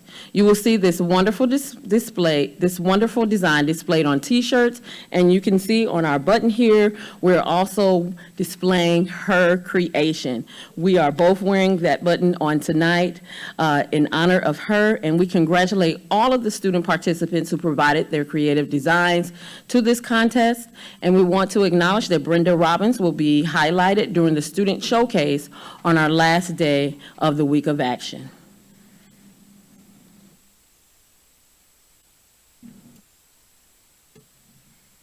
Chair Stevenson, members of the board, my name is Nunciata Portis Buck. I am the Liberal Arts Manager in the Department of Curriculum and Instruction. The Curriculum Committee continues to focus on curriculum resources and technology that will support. We created it. It was organized by our C&I specialists and instructional coaches. The Black Lives Matter Schools Committee is steadfast in not only connecting the dots to support the monthly and yearly activities and the district's ambitious instruction accelerating learning engagement strategies that are captured with cultural context and are characterized by opportunities in the classroom to not only develop cognitive skills, but those habits of mind to prepare our students to take on a more advanced academic function and task with confidence. The Curriculum Committee has outlined for the remainder of the year additional Black Lives Matter monthly activities and initiatives during our AP and SST institutes. We've developed culturally responsive teaching models to be included in the learning management system beginning March 2023. We revisited the proposal to actually look at some of the direct assessment tools, provide feedback, and have additional resources provided for teachers, whether they are foundational learners, intermediate learners, or integrative learners. So we want to make sure that we have those provided and in LMS. We will also provide curriculum resources through our social studies and literacy with coaching, modeling, and interactive technology support from our instructional coaches. Chair Simpson and members of the committee, my name is Dr. Tony Dinkins, Regional Superintendent for the East Region. For the month of December, we completed the Black Lives Matter t-shirt contest in conjunction with the efforts of the MTEA. We also distributed the t-shirt form to order through all departments, administrators, and schools using the 2023 t-shirt winner logo. In the month of January, we finalized the week of action by visiting sites and working with students, communities, and partners. In collaboration with the communications department, we finalized advertisements and actions on all social media platforms. In the month of February, the Week of Action kickoff began on February 6th at Green Tree Prep. Our keynote speaker was Dr. Tiara McMurtry, who provided insight on Black is Beautiful and the connections to linguistic literacy. On day 2, we hosted an intergenerational Real Man Talkback at G's Clippers in the Harambe community, which included male youth from various MPS schools, ranging from elementary all the way to high school students. These students engaged with adult males of various ages to collaborate around various Black Lives Matter principles. On day 3, we celebrated Black families at the Black Holocaust Museum. Families, community members, and district personnel, and some of our very own board members here were invited to engage in a learning walk that allowed everyone to explore the African American journey and build public awareness of the past and present to promote racial repair, reconciliation, and healing for a better tomorrow. We are currently in the midst of day 4 in our week of action, and it's taking place tonight at Dr. Martin Luther King Jr. Elementary School. This night is about collective value and engaging our families in activities to support this principle. Our last night will take place tomorrow from 5:30 to 7 p.m. at the Milwaukee High School of the Arts. This will be our Kumba Student Showcase. As the 6th principle of Kwanzaa, Kumba means to always do as much as we can in any way we can to leave our community more beautiful and beneficial than we inherited it. Students from various schools will display their art of expression and performance related to this principle. We have been pleased with the dialogue and the learning that has taken place so far, and we look forward to a successful remainder of the week. The Monthly Activities Committee has worked to finalize next steps for the months of December, January, and February. In December, activities were planned, and in January, our activities focused on collective value, individuals with disabilities. We also collaborated with CNI in the Martin Luther King celebration, which was held on January 16th. And in February, our monthly activities were provided in the areas of restorative justice and empathy and loving engagement, diversity and globalism, queer affirming, transgender affirming and collective value, intergenerational, Black families and villages, and Black women, and unapologetically Black. Again, we are also currently hosting the Week of Action that addresses these principles and engages families in our community to all attendees. Chair Simpson and members of the committee, we would like to thank those that partner with us to ensure this important work continues. We cannot do it without them. We thank United Way, Milwaukee Teachers Education Association, the Black and Latino Male Achievement Office, the Metropolitan Milwaukee Alliance of Black School Educators. Without their support, the ideals and valued engagement would not be realized. So we continue to work with them to conduct the work that's needed. This concludes our presentation, and we can answer any questions that you may have at this time. Thank you very much for your work and for the report. Do committee members wish to make comments or ask questions? Director Leonard. Just want to say that on Monday, Dr. McMurtry was at the least very engaging. I just thought, wow, I could sit here and listen for a while on this. But I have to also speak about her father. So we had a conversation. She finally said, "You need to give me my father back." Okay, so yeah, okay. But he was the most pleasant, kind-hearted man that I have ever met in my life. I just had to say that. It was just a pleasure being there. Thank you. Thank you, Director Leonard. Do any other members wish to make comments? Director Garcia.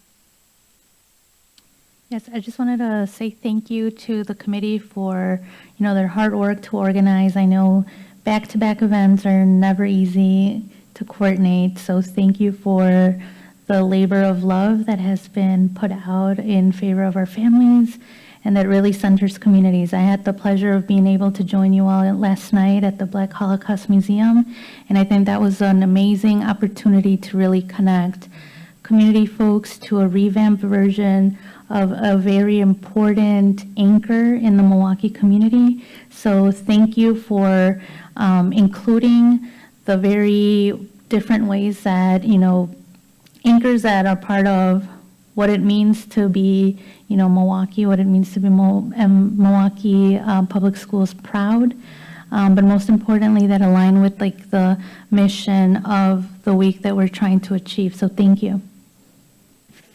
Director Gokul Gandhi. I I also want to say thank you. There can never be enough thanks. And I just also, put it in perspective with everything that's happening across the nation of what is being withheld and whose voices are being erased. It's so refreshing and wonderful and important to see that we are committed to making sure our kids are represented and that we're celebrating them. And so thank you for standing steadfast in that and really celebrating our kids in our community. Absolutely.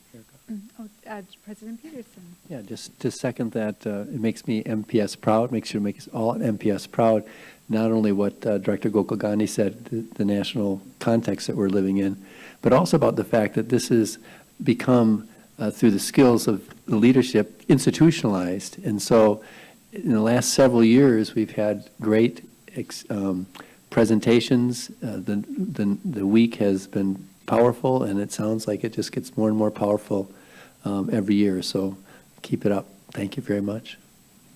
Thank you. Madam Secretary, are there any members of the public who wish to make comments? Madam Chair, we have no request for public testimony on this item. Thank you. Yes, in MPS, you wear many hats, and this is one of them that you are wearing well. So just thank you so much for the work. It's greatly appreciated. It's been a fantastic week for everybody. All right, with that, Madam Secretary, next item, please. The next item is item number 6, which is a report with possible action regarding ambitious instruction. This is an informational item, and although it has been noticed for possible action, no action is required. Would administration please present this item? Chair Simpson and members of the committee, the item before you regarding a report on ambitious instruction will be presented by Dr. Felicia Saffo, Senior Director of Curriculum and Instruction. Following her presentation, we'll be more than happy to answer any questions that you may have. Dr. Saffo.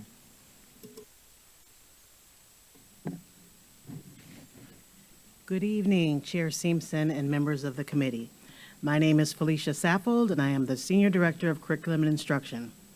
This evening, I will share with you an update on some of the work we have accomplished through our Ambitious Instruction initiative. Ambitious Instruction is grounded in the 5 district priorities. I will focus tonight on increasing academic achievement, improving school cultures, and developing staff.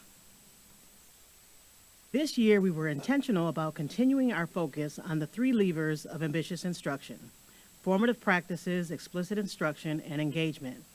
However, as we dive deeper into this for the 2022-23 school year, we focused on developmentally informed, evidence-based, equitable practices. And in this report, you will hear specific ways we have been able to provide supports to teachers that promote children's optimal development through grade-level appropriate opportunities. The key to success of ambitious instruction has been the alignment of services throughout the Office of Academics. In explicit instruction, the goal is to provide a clear way of teaching with an emphasis on proceeding in small steps, checking for understanding, and achieving active and successful participation by all students. With this in mind, we are transforming social studies classrooms from the what and regurgitating facts to exploring the why and how, so our students are prepared for a rapidly changing world. About 4,923 students in MPS have been using document-based questions, which focus on analyzing documents and using evidence to formulate a response. Similarly, music classrooms have changed dramatically.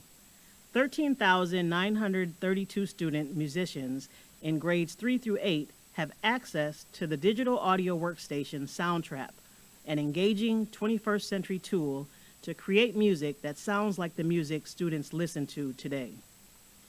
Everything we are doing in ambitious instruction has a focus on all students. While over 12,000 English learners have been impacted by oracy trainings, all students can benefit with instruction to help them to express themselves and understand spoken language. Therefore, we are providing training and resources to all teachers throughout the district. So much of what we are doing with ambitious instruction is to make sure that writing, reading, thinking, and collaborating are part of all of our content areas, including physical education. We have about 10,800 students impacted by the Spark physical education curriculum, which is standards-based and includes all of the components of ambitious instruction.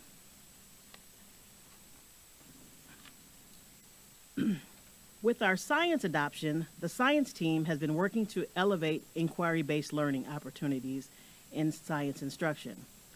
We believe that because of targeted professional development, modeling in classrooms, and providing coaching support to teachers on how to use the new adoption materials and this inquiry-based approach to instruction, there has been a 39% increase in STEM fair registration for this year. 46 schools registered for 2022, and now we have 64 students registered for 64 schools, registered for 2023. We've also seen some significant increases in ELA. Last year, we were only able to get 12 teachers to be involved in a pilot of classroom-based formative writing assessments. This year, we have 101 teachers, an increase of 89 teachers, volunteering to engage in formative writing assessments. Again, because of targeted professional development, modeling in classrooms, and providing coaching support to teachers, we're getting more teachers to engage in this process. Similar progress has been made in reading. Over 500 teachers have participated in guided reading training with the emphasis on how to effectively engage in small group instruction. We have done some intensive training with 14 pilot schools, and Winter Star data shows that 10 out of the 14 schools have increased the number of students performing at or above grade level. A major focus of ambitious instruction this year has also been in our early childhood program. And through ESSER dollars, 15,875 students engaged with new high-quality mathematics instructional materials. We successfully launched the counting collections routine specifically designed for our 3K, 4K, and 5K classrooms. To date, there are 75 classrooms, approximately 1,875 students, actively implementing counting collections. Early data shows 100% of students are gaining in their understanding of counting, with 85% on track to meet grade level standards by the end of this year.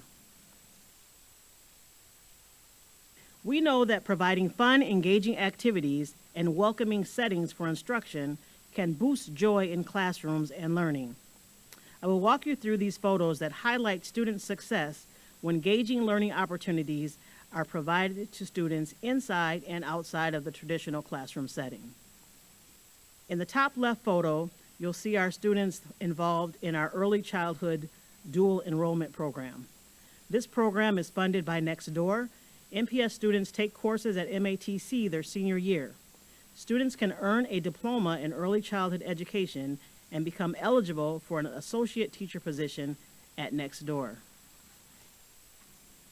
In the middle photograph on the top, you will see an integration of science and English language development, which is essential for students who are learning English and grade level subjects simultaneously. Here, students demonstrated English language development standards through constructing a model of an orbiting solar system. Next to that picture on the right corner, you will see pictures from an advanced academic Saturday STEM camp where students engaged in bridge building activities. We have about 100 students register for each Saturday camp. On the bottom, you'll see as part of our M-Cubed College Connections nursing pathway, students engage in hands-on nursing assistant training in Milwaukee Area Technical College simulation labs, which provide an authentic learning experience. Upon completion of this course, students can take the state exam to become certified nursing assistants. And we have over 100 students participate in different CNA training classes this year. In the middle, students participated in We Energy's Demo Day, where they engaged with We Energy's employees and learned about line mechanic and gas technician careers. We Energies employs approximately 35 MPS juniors and seniors as youth apprentices and interns each year.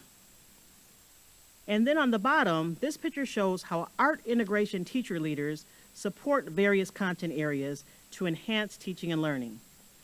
Here, 5th grade students in math created a playhouse structure for K-4 students while demonstrating their understanding of volume and concepts.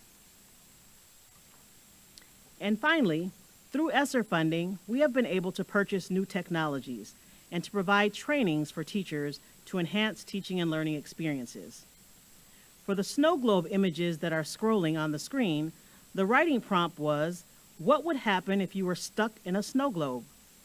Students wrote an imaginative narrative describing what happened and how they escaped a snow globe.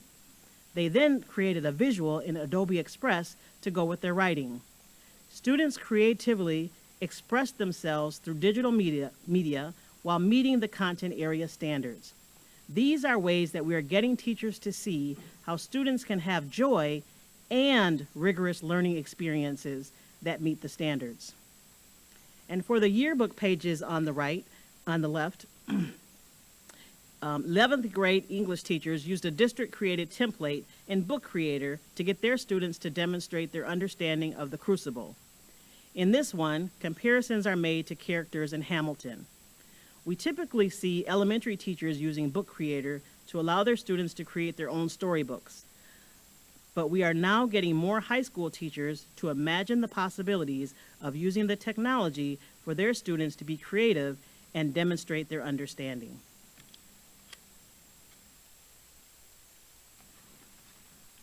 Classrooms are changing as a result of our Ambitious Instruction initiative.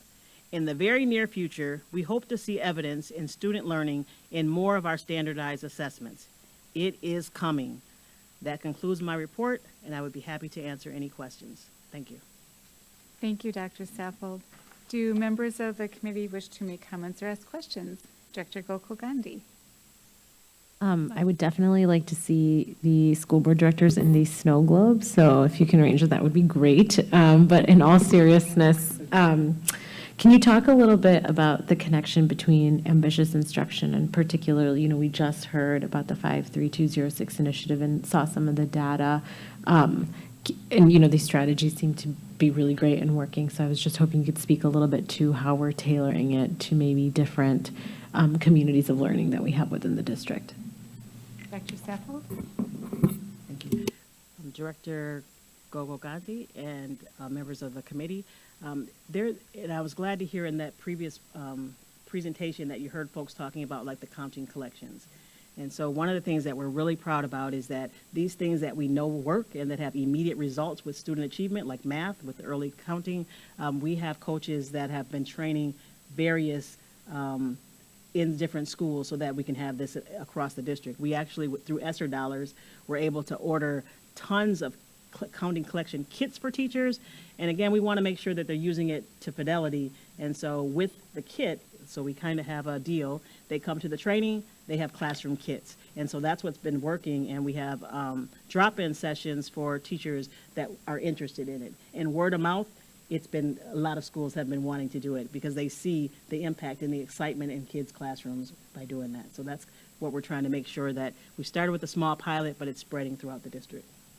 Dr. Gokul Gandhi. Yeah, I'm a counting collections fangirl, so I've seen it in action, and I just think it's really great. And sort of the iterative process of knowing where and when your child should be is so user-friendly. So I'm really glad you guys are using that curriculum. Thank you. Any other committee members? Director Garcia. No, but it's not a question, it's more of a comment. In regards to, I was just very pleased to see joy like front and center. I think that when we talk about, rigor and achievement, sometimes it's in opposition to happiness and joy. And I think during this time, especially, in the environment that we're in, it's great just to see that that's something that is being prioritized, that we're encouraging educators to keep front and center. And wouldn't it be awesome if we, when we talk about evidence on how can we quantify or have that be a measure of success for us when we're looking at evidence of things working. So I just wanted to commend you all for that work. Thank you. Thank you. Thank you, Director Garcia. I agree 100%. President Peterson. Agree with what's been said. I also want to just say that I'm pleased to hear that we're using technology in a very creative way, and it's not just like automatic worksheets or something. I mean, sounds like the Sound Trap and the Book Creator are things that really open up opportunities for engaging conversations, curriculum, writing, math, all sorts of things. So that's wonderful. And I'll just second the notion of creating joyful classrooms. And I know it's hard under the circumstances in some of our schools with vacancies and so on. So, but that's what will keep people in the career track of teaching, I believe, if we can see that more of our schools and classrooms can become that.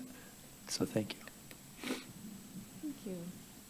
Do any members of the public wish to make comments? Madam Chair, we have no request for public testimony on this item. Thank you. Any further discussion by members of the board? Right. Seeing none, yes, thank you so much for the report. And it's really, I mean, what struck me in listening is just, it seemed like just like the whole child being educated. You know, that's sort of what you saw coming through in this report, which is really important. So thank you very much for the report, Dr. Saffold. And with that, next item, please. The next item is item number 7, which is a report with possible action regarding the Montessori Strategic Plan. This is an informational item, and although it has been noticed for possible action, no action is required.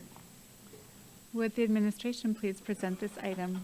Chair Simpson and members of the committee, this evening we are prepared to share our report on the Montessori Strategic Plan. Abigail Rouse, coordinator of Montessori Education, is here with me this evening to present. And also we have Mr. Joe DiCarlo, proud principal of Maryland Montessori School, that will be a part of the presentation as well. Abigail, take it away. Good evening, Chair Simpson, members of the board. My name is Abigail Rausch, and I'm the Montessori coordinator. I'm here this evening with Joe DiCarlo, principal of Maryland Avenue Montessori School, to provide the quarterly update on the Montessori Strategic Plan. We want to begin this presentation by sharing how the Montessori Strategic Plan embodies the district's 5 priorities for success, especially increase academic achievement and accountability, develop our staff, and strengthen communication and collaboration. The ambitious instruction plan, Accelerated Learning, is the instructional framework for all schools and classrooms in MPS. We fulfill this expectation through utilizing the Montessori method, which is based on the philosophy that children reach their fullest potential through multi-age interactions in an inquisitive, cooperative, and encouraging atmosphere through self-directed activity and hands-on learning using unique materials. In addition, the 10 elements outlined in the district's academic standard of care are embedded in the Montessori philosophy. Tonight, we wanted to update the board on the progress of the Montessori Strategic Plan. The Montessori Advisory Committee continues our monthly meetings for the school year. We have met in person in November, December, and January. Meetings are 5:30 to 6:30 p.m., one Monday a month. Meeting information can be found on our webpage, mpsmke.com/Montessori. Everyone is welcome at all meetings. The Montessori teacher credentialing sponsorship has been created. Excuse me. We have held 2 paid sessions for staff to provide feedback on the implementation of the new secondary expectations, as well as initiating the planning for the next phase. Working with the Department of Research, Assessment, and Data, the Infinite Campus Gradebook used in Montessori schools was revised. The focus is for the system to more closely align with the specific grading needs of the Montessori program. We are now in our next phase of this work, professional development for staff in support of implementation. We had a great time at the Kindergarten Enrollment Fair on February 4th, providing information regarding Montessori and MPS. And we held our annual All Montessori Professional Development in December, which we will highlight on later slides. Work that is occurring during the month of February includes our monthly Montessori principal meetings have continued virtually. This has allowed for support of administrators as well as communication and collaboration among the MPS Montessori community.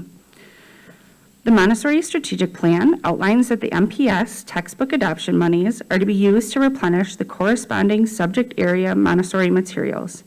We are now in the financial approval process for the social studies textbook adoption. We are currently working to create a classroom materials standard of care for secondary, grades 7 through 12. This document is similar in nature to the materials standards of care that we previously created for primary, lower elementary, and upper elementary. Materials will be purchased based on individual classroom needs in accordance with this document.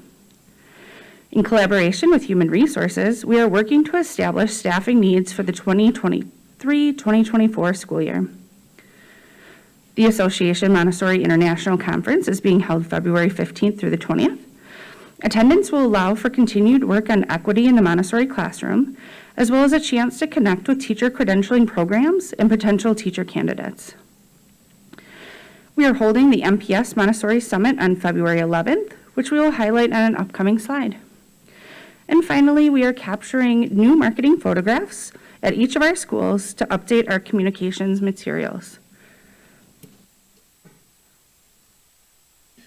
Chair Simpson, members of the board, Joe DiCarlo, principal of Maryland Avenue Montessori.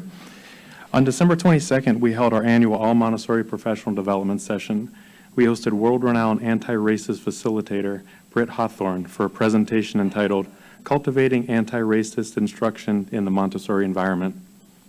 As a Montessori certified educator, Ms. Hawthorne was able to provide concrete and developmentally appropriate activities to support learners in discussing race, racism, and justice. We had spectacular turnout with 152 attendees, and will continue this work internally with our Department of Equity, Access, and Inclusion. We're also ready and excited to host the MPS Montessori Summit this Saturday, February 11th, from 1 to 4 o'clock at McDowell Montessori School. This annual event is for prospective families new to Montessori, but also for current families wishing to learn more about the Montessori programs. Families will have the opportunity to see children working in classrooms and can ask questions of our trained Montessori staff. Enrollment resources will also be available on site. Pre-registration is not needed, and we have free childcare for all school-age children at the event. For more information, you can visit the website at mpsmke.com/Montessori. In relation to staffing, there are a few different areas. We have sponsorship. With the revision of the Montessori Strategic Plan this past May, we shifted from a scholarship model to a sponsorship model to help cover the cost of teacher credentialing courses. This process has been outlined and flyers created. There are monthly information sessions scheduled for anyone who's interested in learning about becoming a Montessori teacher. Session dates are shared through the weekly Thursday updates with the Milwaukee's Teacher Education Association and by the Department of Human Resources as they meet candidates. Since this year has begun, we've enrolled 4 new staff members in this Montessori credentialing course. In the area of recruitment, we've redesigned our hiring brochure. We placed targeted advertisements on various Montessori organization websites. We're also attending Montessori conferences and making international connections to engage with prospective candidates for MPS Montessori schools. Since the beginning of the year, we have hired 3 teachers and 3 assistant principals. We've recently completed a Montessori retention survey to collect data regarding potential openings for fall of 2023. We continually collaborate with the Department of Human Resources regarding all of the Montessori staffing. For retention, we continue to recruit new staff. We also want to make sure that we're retaining the staff that we have. So we provide Montessori-trained mentor coaches for first-year teachers and mentor coaches for teachers of record currently enrolled in Montessori certification courses. This coaching is set up by individual schools and paid for by the Montessori Strategic Plan budget. For our support staff, a Montessori overview course was implemented at each school this year. During the first year, all current paraprofessionals and support staff successfully completed the course. Moving forward, all new hires will also engage in this overview course of Montessori. For certification, we currently have 34 employees enrolled in Montessori credential programs. They're in various stages of the 3-year process of certification. Of those employees, 29 are currently in their permanent positions here in MPS schools, with 5 of them in our pipeline soon to be available for hire. We're excited to announce that our first set of graduations has occurred. We have 8 adult learners who have completed their credentialing with the Cincinnati Montessori Secondary Education Program and 2 administrators who have completed the Montessori administrative courses.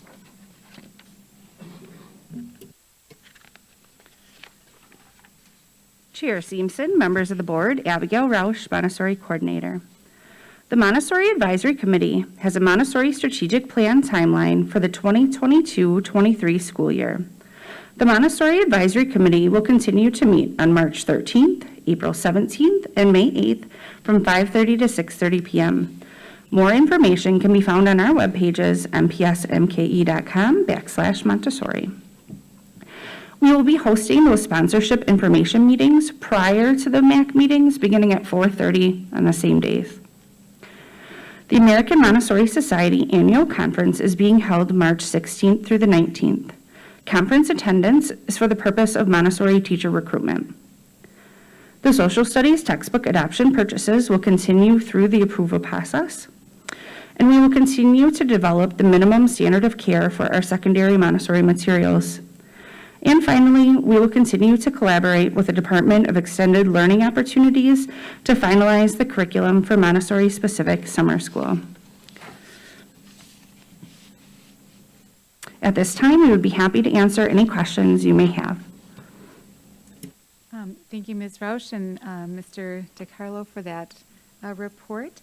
Do members of the committee wish to make comments or ask questions? Director Leonard. Compared to last year, staffing actually looks better. What is your assessment right here? Because last year we had some concerns. I remember that you, Ms. Ross, you brought up concerns of getting teachers trained and getting enough into the classrooms. Where are we at right now? Ms. Rausch? Chair Simpson, Director Leonard. That is an excellent question, and it's one that we're going to be discussing, I think, for a long time to come. We have 5 adult learners, MPS employees, that are in our pipeline who will be available for hire for this school year. Because of the popularity of our programs, we have 4 schools expanding this year. So that we are gaining new classrooms. So it's not that we're necessarily losing the staff that we have, but we're continuing to open additional classrooms to support the needs of our children. So we will continue, we will be having this conversation again. We do continue to anticipate more openings than we have staff available.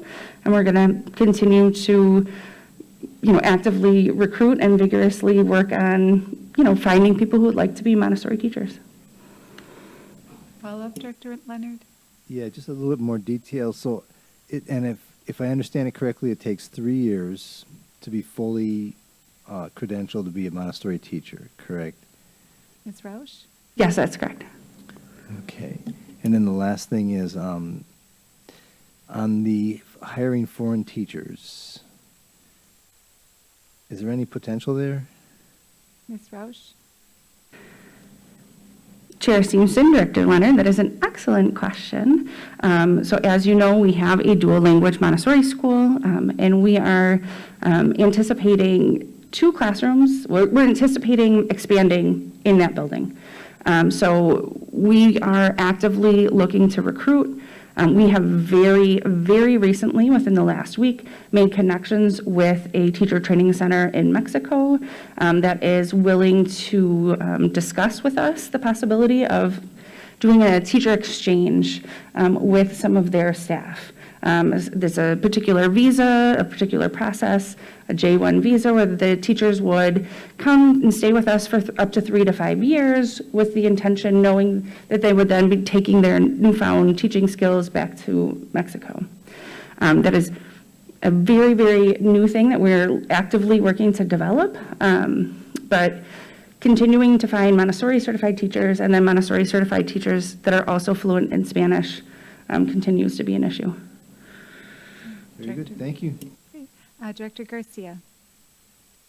My question is somewhat related in terms of, I know that at one point when we were looking at the strategic plan, there was conversations about specific development of curriculum for our dual language program.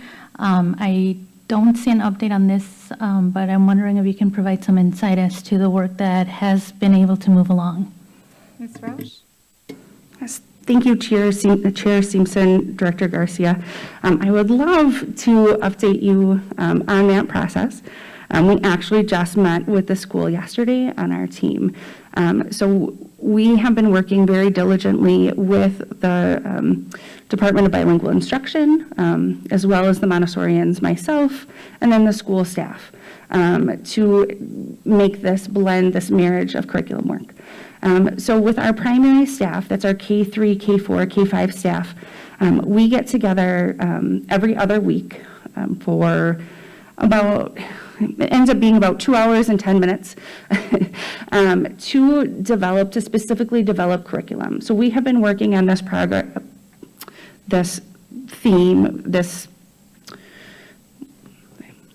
thank you, Joe, for about 4 years. And so we are finally at a stage where we are able to develop this curriculum, get it into the hands of the children. So we have what we are calling a circle time.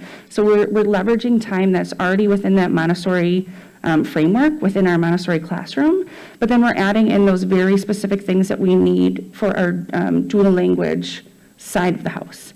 So when we're talking about receptive listening, our ability to hear in another language and then speak in another language. So we are matching what we have in our Montessori classroom to what we need in our dual language classroom. And so with our primary, we have been seeing some successes. We're working on this program and we're continuing to develop those lesson plans as we go. For our elementary students, so our 1st through 4th grade students, we are working on some sentence frames. So some structured cards that kind of model and work like something in a Montessori classroom that help to give children the language, specific language and math. So we're focusing on mathematics right now. How do I speak with one another about these particular Montessori math materials? In Spanish. So if I'm a native Spanish speaker or I'm a native English speaker, we're providing this structure for our children so that they can begin to model and begin to do this independently. So that's the specific work that we're working on with our elementary department. Director Garcia? Thank you for that update. Yeah, thank you. And nice to hear it's a lot of work to be done. Can't imagine. Any other comments by board directors? Are there any members of the public who wish to make comments? Madam Chair, we have no request for public testimony on this item. All right, thank you. There being no further discussion, I think we're ready to move on. Thank you very much for that report this evening. Always nice to get that update on our very popular Montessori program. Madam Secretary, next item, please. The next item is item number 8, which is a report with possible action on the gifted and talented identification. This is an informational item, and although it has been noticed for possible action, no action is required. Would administration please present this item? Chair Simpson and members of the committee, this evening's item on gifted and talented identification will be presented by Bart Latterman, assessment specialist, and Dr. Diaz, the Javas grant coach. Bob, take it away. Thank you. Chair Seamsman and members of the committee, my name is Robert Latterman, assessment specialist in the district, and I will be starting our presentation this evening on our gifted and talented identification process. The following information ties directly into the district's efforts to increase academic achievement and accountability.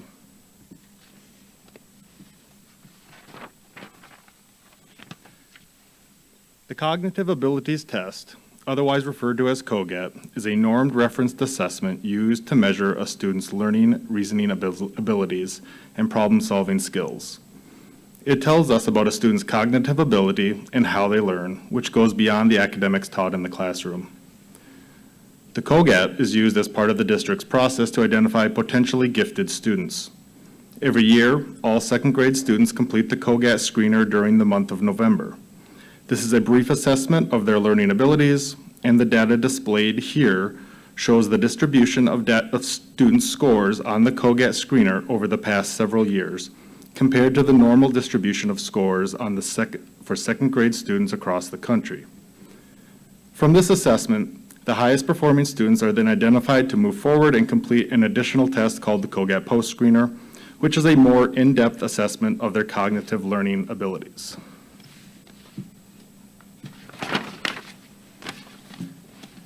This year, an analysis was completed to compare the use of CUT scores using national norms versus CUT scores derived from local norms within MPS. The goal was to see if the use of local data would be more inclusive and representative of the student population in MPS. Our past criteria using national norms identified 204 students from the COGAT screener to go on and complete the post screener. Using a new criteria based on local norms increased the number of students identified to take the post screener to 395, almost doubling the number of identified students. Moving forward, we are calling this group of students identified through the COGAT screener as high ability, high potential.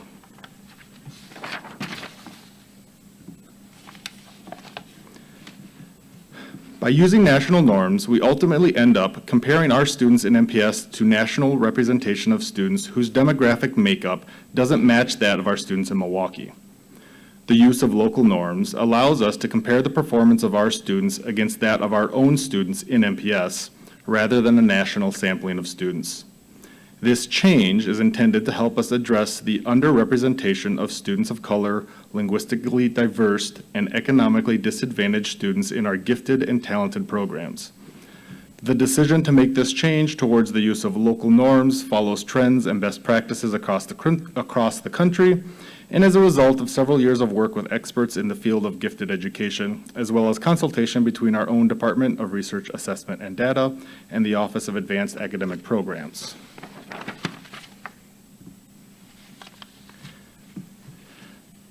The map displayed here shows the geographical differences across the district in the number of identified students and the location of their schools. The map on the left shows the distribution of students across the district using the old criteria based on national norms, whereas the map on the right shows the distribution of students across the district using the new criteria based on local norms. The use of local norms not only increased the number of identified students, but also broadens the footprint of schools with identified students across the city of Milwaukee.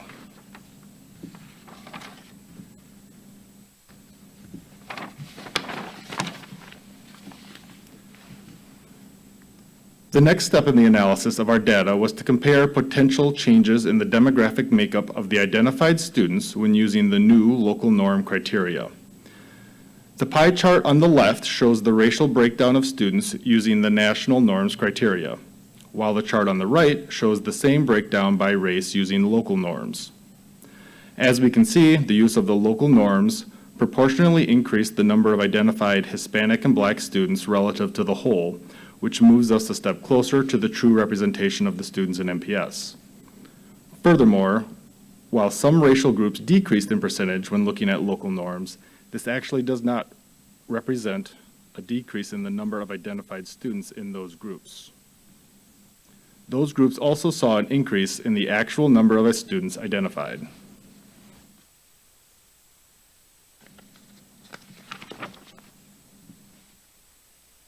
Additional demographic changes are detailed on the displayed table. From here, we can see how the use of local norms also resulted in an increase in the identification of students with special education needs, English language learners, and students from economically disadvantaged households.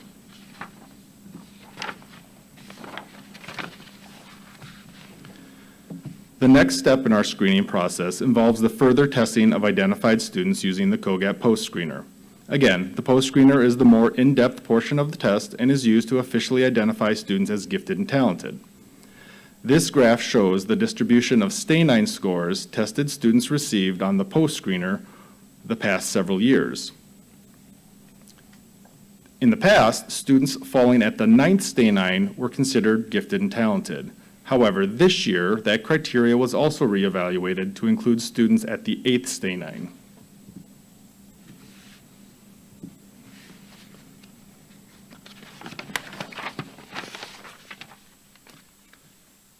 So in summary, this year we initially identified 204 students to go on and take the COGAP post-screener. Those 204 students came from 52 different schools across the district. Using our past identification criteria, 29% of those students scored in the 9th stay 9 and were identified as gifted and talented compared to 31% from the previous year. By broadening the identification criteria to also include the 8th stay 9, we then saw an increase of 71 students identified for gifted and talented services, for a total of 131 students identified this year. The plan moving forward is to continue using this new criteria for gifted and talented identification. Good evening, Chair Simpson and members of the board. I'm Dr. Herman Diaz, Javits Grant Teacher Coach, Advanced Academic Program. I will be expanding on the gifted and talented identification criteria used by Milwaukee Public Schools. Through COGAT, MPS identifies students as high ability, high potential, and gifted students. To clarify this, high ability, high potential students are those above the average ability students in a given domain who require a Tier 2 response to fully develop their talents. Gifted students are pupils significantly above the average ability students in a given domain who need a Tier 2 or Tier 3 levels of differentiation. In addition to COGAT screener, MPS uses teacher observation of potential in students, also called TOPS. This tool allows teachers from 25 Javits schools to identify students with gifted potential. This means students that display gifted behaviors in academic and non-academic areas, including the following: learns easily, shows advanced skills, curiosity and creativity, strong interests, spatial abilities, motivation, social perceptiveness, and leadership. Data displayed in this slide shows the tremendous success of this initiative, with a total of 1,930 students, grades 1 through 5, being nominated as having gifted potentials in the areas mentioned before. The work of the Javits grants extends to all 5 regions and MPS, as demonstrated in this slide.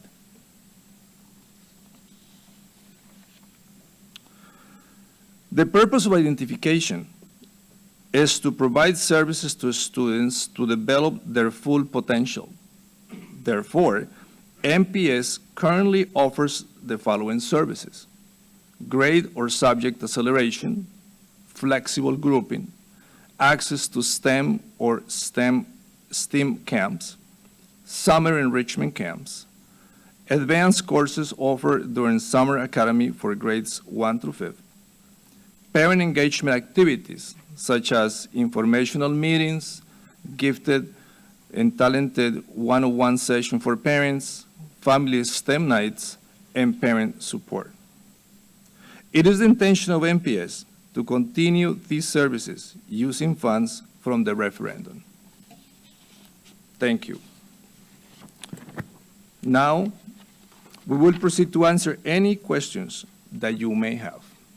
Thank you, Mr. Letterman and Dr. Diaz, for that presentation. Do committee members wish to make comments or ask questions?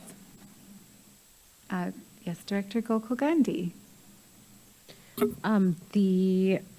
In the TOPS identification, this feels like highly subjective. So how do you eliminate or hedge for bias in identifying students by their educators or by people observing them in the classroom? Part of the success in identifying the students through TOPS is the training of teachers. We spend an extensive amount of hours as part of the grants, the Javits grants work, to make sure that the identification and nomination of students with gifted potential in the areas that we listed are done with fidelity. Director Gokul Gandhi? All right, good. Any other questions or comments by members of the committee? Yes, President Peterson. Of the students who are identified, could you tell us, like the percentage or the breakdown in some ways of what services they get? I mean, some might go to a different classroom, some might, I saw some go to summer schools. Is there any more of a breakdown that you have, how many go where? Just curious. Administration? In regard to services, I know that the students that are identified through COGAT also, and the students who have been nominated with TAPS, they have access to STEM camps, and that's two camps that happen every 2 months for the rest of the year. In addition, some students who are identified through COGAT in STI 9 will have access to subject or grade acceleration, as well as differentiated instruction in the classroom depending on their high ability, high potential, Tier 2 instructions, or Tier 3 services. Thank you. Director Seamson, or Chair Seamson, Director Peterson, members of the committee, to add to what Dr. Diaz says, explained about the different services, we can get you a breakdown of participation if you're looking for a more specific numerical or quantitative answer, but before the next meeting, we could provide that if that's what you're looking for. Chair Simpson and members of the committee, one of the other things that we have had some dialogue about is the idea of extending some of those opportunities and locations, being able to pick students up from one building and take them to another building during the school day. This is something that we have talked about, that is tossed around, that is done in some of the other large urban districts, so giving children those opportunities and also some type of extended type of services to provide to them on Saturdays so that they can stay in tune with their current school setting. President Peterson? Yes, that's good. All right. Any further discussion by members of the board? All right. Do any members of the public wish to make comments? We have no request for public testimony on this item. All right. Well, thank you so much for that report. Appreciate it. And with that, Madam Secretary, next item, please. The next item is the report with possible action on the sustainability, collaboration, and climate justice. This is an informational item, and although it has been noticed for possible action, no action is required. We have a whole team coming in.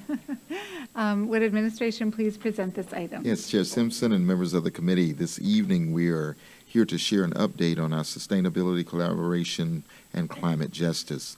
Kim Tellerico Wolf, Chief Climate, actually I'm calling her Chief tonight, I'm giving her another title here, Climate Justice Coach, and Heather Diesel, who's with us this evening, will provide a presentation, and after which we'll be more than happy to answer any questions.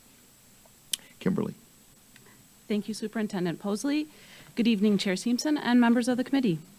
My name is Kimberly Tellerico Wolf, Climate Justice Instructional Coach. Throughout the past months, we have reestablished the Climate Justice Curriculum Advisory Committee for Milwaukee Public Schools. We met in January and started this important work. The committee is composed of educators throughout the district, as well as community partners.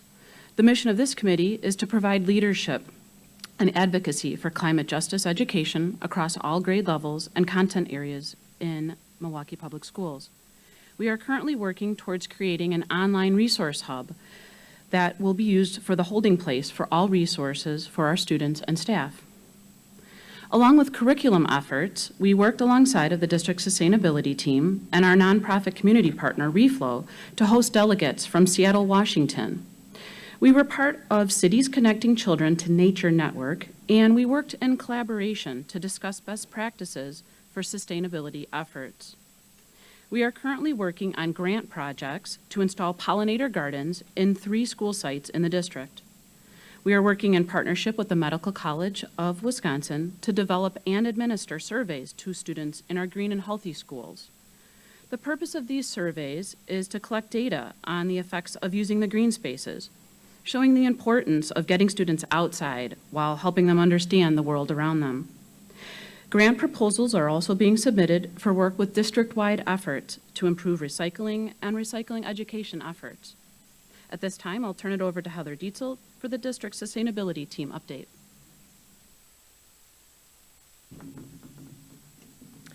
Thank you, Kim and Superintendent Posley. Good evening, Chair Seamson and members of the committee. My name is Heather Dietzel, Sustainability Project Specialist. The district sustainability team is excited to present that the next 5 schools in the Green Schoolyard Redevelopment Program are moving forward. Cohort 5 schools include Gensland, German Immersion, Kluge, Mitchell, and Riley. We anticipate bringing the construction contracts forward at the March board meeting. Together with the nonprofit Reflow and the MPS Grants Department, this year the district has been awarded the largest total to date to support these transformations, $5.6 million in grant funding. Cohort 5's grantors include local, city, state, and national grant programs. But teachers, students, and community members on each school's green team have raised funds to contribute in creative ways too. They sell t-shirts. Some have even tossed a pie at their teacher. They sell personalized engraved bricks, and they post Donors Choose projects so that each new green schoolyard reflects the unique community and culture of each school. Next, I'd like to share some information to demonstrate the program progress to date. We now have green schoolyards constructed across all 8 board districts. This brings the total constructed to 21. 5 more are now preparing for construction, and 10 more are in the design process. Our 21 completed green schoolyards capture and filter over 1 million gallons of stormwater every time it rains. Nearly 400,000 square feet of asphalt has been removed, and in its place, 3,069 trees have been planted, and 113,000 square feet of native habitat has been restored. The district sustainability team has added a new position within facilities and maintenance, and as a result, we have already been able to extend our reach into energy grant writing. We have submitted 2 energy grant applications. At the federal level, through the bipartisan infrastructure law, we have applied for the Renew America's Schools program. The project proposes an array of solar panels on the roof of North Division High School. And at the state level, through the Public Service Commission of Wisconsin, we have applied to the Energy Innovation Grant Program for energy planning services. The application proposes funding for an engineering consultant to compile a baseline study of the district's ecological footprint in response to the Our House is on Fire board resolution. Collaboration between the district sustainability team and the curriculum team included touring 2 of the different styles of central kitchen facilities with school nutrition services to discuss waste reduction opportunities. Both teams also visited Carver's GE lab to review 3D printing, waste reduction, and incorporating students into green schoolyard signage design. And lastly, we are working with MPS high school interns in the nonprofit Reflow's environmental internship program on their spring projects, which will culminate in a community trash pickup and a school garden revitalization. This concludes our report, and we'd be happy to answer any of your questions. Thank you very much for that important update. Do committee members wish to make comments or ask questions? Director Gokul-Gandhi. It's just really exciting, great work, so thank you. I hope you guys really do expand into this energy area and that we're able to lobby whoever it is. Maybe we can get Mr. Thiel on that. He's pretty convincing. So please keep us updated on if that works out. Absolutely. Director Peterson. Yeah, again, thank you. I have worked closely with both people who have presented, and their dedication to the project and their excitement and energy far outweighs some of my energy these days. But it's really great to see this work proceed and how beneficial it is, even financially, when you think of the $5 million worth of grants, and that's only the beginning. So thank you. Keep up your good work, and we'll move forward to try to make this planet a better place. Thank you. Thank you, President Peterson. Any other committee members? Director Garcia. I just wanted to bring more attention to the fact that we're doing, well, you are all doing work around correlating health outcomes to the initiatives that we're doing. And I think that's really, really important, not only to demonstrate the need as to why we need to do this from a student and family's perspective, but just from, going back to the word in the committee, which is justice. So thanks for involving that lens, in the work that you're doing. Yeah, absolutely, so important. Madam Secretary, do any members of the public wish to make comments? Madam Chair, we have no request for public testimony on this item. Right. Well, thank you so much for that update. And again, just echoing what everybody has said here, important work. Thank you for what you're doing. We really appreciate it. It certainly is a shining star in our district right now. So thank you so much. Madam Secretary, next item, please. Madam Chair, that was the last item on tonight's agenda. Well, thank you, everybody, for a wonderful meeting. There being no further business before the committee, this meeting is adjourned.